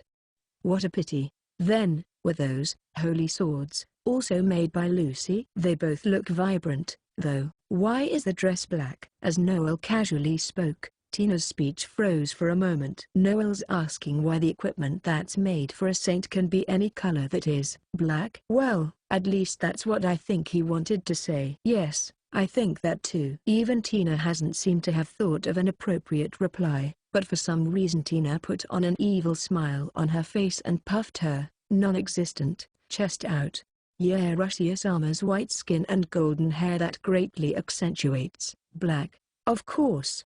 Her undergarments are also black and made of the same material. At that one line, Rick and Noel's faces reddened and they turned away from me. My own face flushed too and I slammed Tina's head forcefully into the ground. Several months have passed since that incident. The attendant that unveiled the color at the underwear being worn by her mistress in front of a man was being reprimanded by her mistress all night on the bed. Eh? You wanted to be there? When we returned to the royal capital, the leader that had already contacted the royal castle was hurriedly going about putting things in order. Callisto, who I healed a little, confessed fluently and as a result the house of Duke Capel was ruined. Or so it would have been, as expected, to crush two ducal houses in only a few years, since they thought that it would make the country look weak and become the target for mockery. Zest-san, the younger brother of the family that had grandfather Sama's trust, became the new Duke Capel. It's a member of the Society for Turning Light into Darkness, a representative of the Carpe Merchant Guild in the royal capital, and the manager of my secret funds. Somehow when I explain it the image becomes worse. There's another problem too, which regards me. Their demon beast, that had blown an entire castle away had been repulsed once, but because their demon beast had tried to persuade me to become a sacrifice to him, every ducal territory around the royal capital decided to implement a harsh surveillance system against foreign enemies. Although it wouldn't be a problem for me if I moved to a mansion in a remote area, since nobody cared about my opinion it couldn't be helped, so I had to work. I went around the 5 ducal territories, setting up huge holy barriers, and casting feasts of blessings to soothe the anxieties of the people. When I said that I've been doing so for half a year and not even once did a single demon beast show up, I was able to regain my peaceful days. I am now taking classes in school normally again. Speaking of what's changed, Bree-chan and the escort knights were lined up outside in the hallway, waiting for me. And the distance between my classmates and I got widened again. Well, it's too late. That reminded me of a strange rumor. The princess of the Holy Kingdom violently struggled against becoming the bride of the demon beast. Although it was a rumor, it was surprisingly closer to the truth than the official report. Several more months have passed since then, and I will be 10 years old soon. My height is still growing, but my joints don't hurt as much as before. My current size is about half a head smaller than that of an average child of the same age. More importantly, I'm more concerned with my body weight than with my height now. Although on the surface I could say that it's become peaceful, in reality the problem hasn't been solved. I wonder what he is doing right now. Since I had that sort of feeling, I wonder if there will be a birthday party this year. Thinking about it, having one seems to be normal. But things are different now. They seem to want to do some sort of ceremony in the Kostoru Cathedral of the Kingdom before the party. Lucy. It's the day of my birthday. I am wearing that black dress that I said was a specialized equipment for a saint, but since it was too black and I had felt like it had an overwhelming feeling, I wore a luxurious, pure white circuit over it. While waiting in a room in the cathedral, I suddenly heard the voice of my cute puppy. After a long time, Noel. When I waved my hand lightly at him, Noel crawled over like a puppy and grasped my hand. Just like that, Rick. You touch a girl way too familiarly. Noel, you look great. Yoon, it's flashy. Isn't it? It seems that Noel hasn't changed either, since he's grown as well. The height difference hasn't changed. What he's wearing this time is a beautifully polished silver shoulder pauldron, breastplate, and gauntlets along with other small armor pieces. The other parts of the armor are made of leather, so I wonder if it's supposed to be heavy or light armor. On top of all that, he was wearing a navy blue surcoat that greatly resembled mine, and hanging on his waist was the golden magic blade I'd given him. All this luxurious-looking equipment made Noel feel uneasy. It's all right. You look seriously cool, Noel. Thanks, Lucy. Noel's bashful smile is really cute. How about me, then? Rick. Throwing open the door, Rick walked in. That appearance. Rick's appearance was as luxurious as Noel's, but since his had more metal armor plates than Noel, it had a more knightish feeling. Tall. What's that? At my answer, Rick poked my forehead with an amused face, and after seeing Noel holding my left hand, he took my right hand and began to pull me along with him. Let's go, yeah Russia. But, where? While I was wondering if I would be getting dragged along again, Noel walked next to me holding my left hand, and I was pulled together by the two of them through the corridor. You're going to show the public this scene? Roderick la vung verjusen ear. Thou, for your great achievements and protection of the people from the evil demon beast, I confer upon you the title of Paladin. Yes, sir. In the Kostoru Church, the words of Pope Theophilus echoed throughout the cathedral and a roar of approval rose from the upper nobles and their knights. Noel Barnabas. Thou, for the achievement of driving off the evil demon beast, I confer upon you the title of the Hero of the Holy Kingdom. Hi. As that was said, there was an especially loud roar from the knights in particular. Yerusha lava usen ear. Thou, for protecting our warriors from the evil demon beast, and for your achievements in easing the people's anxiety, I confer upon you the title, Saint of the Holy Kingdom. Yes, at that moment, there was a resoundingly loud cheer, and the Paladin Sama and Hero Sama next to me pulled up the listless me. But, I'm a demon. Things like the threat of the demon beast, the unease of the citizens, and the distrust of the nobility, and sweeping away other things, a title was conferred upon us, who repelled the demon beast, and it seems that this will spread far and wide both in and out of the country. Rick and Noel were waving to the audience with slightly nervous expressions, while I wasn't able to wave my hand at all. Since the two of them were restraining my arms on both sides, for the time being all I could do was smile as hard as I could.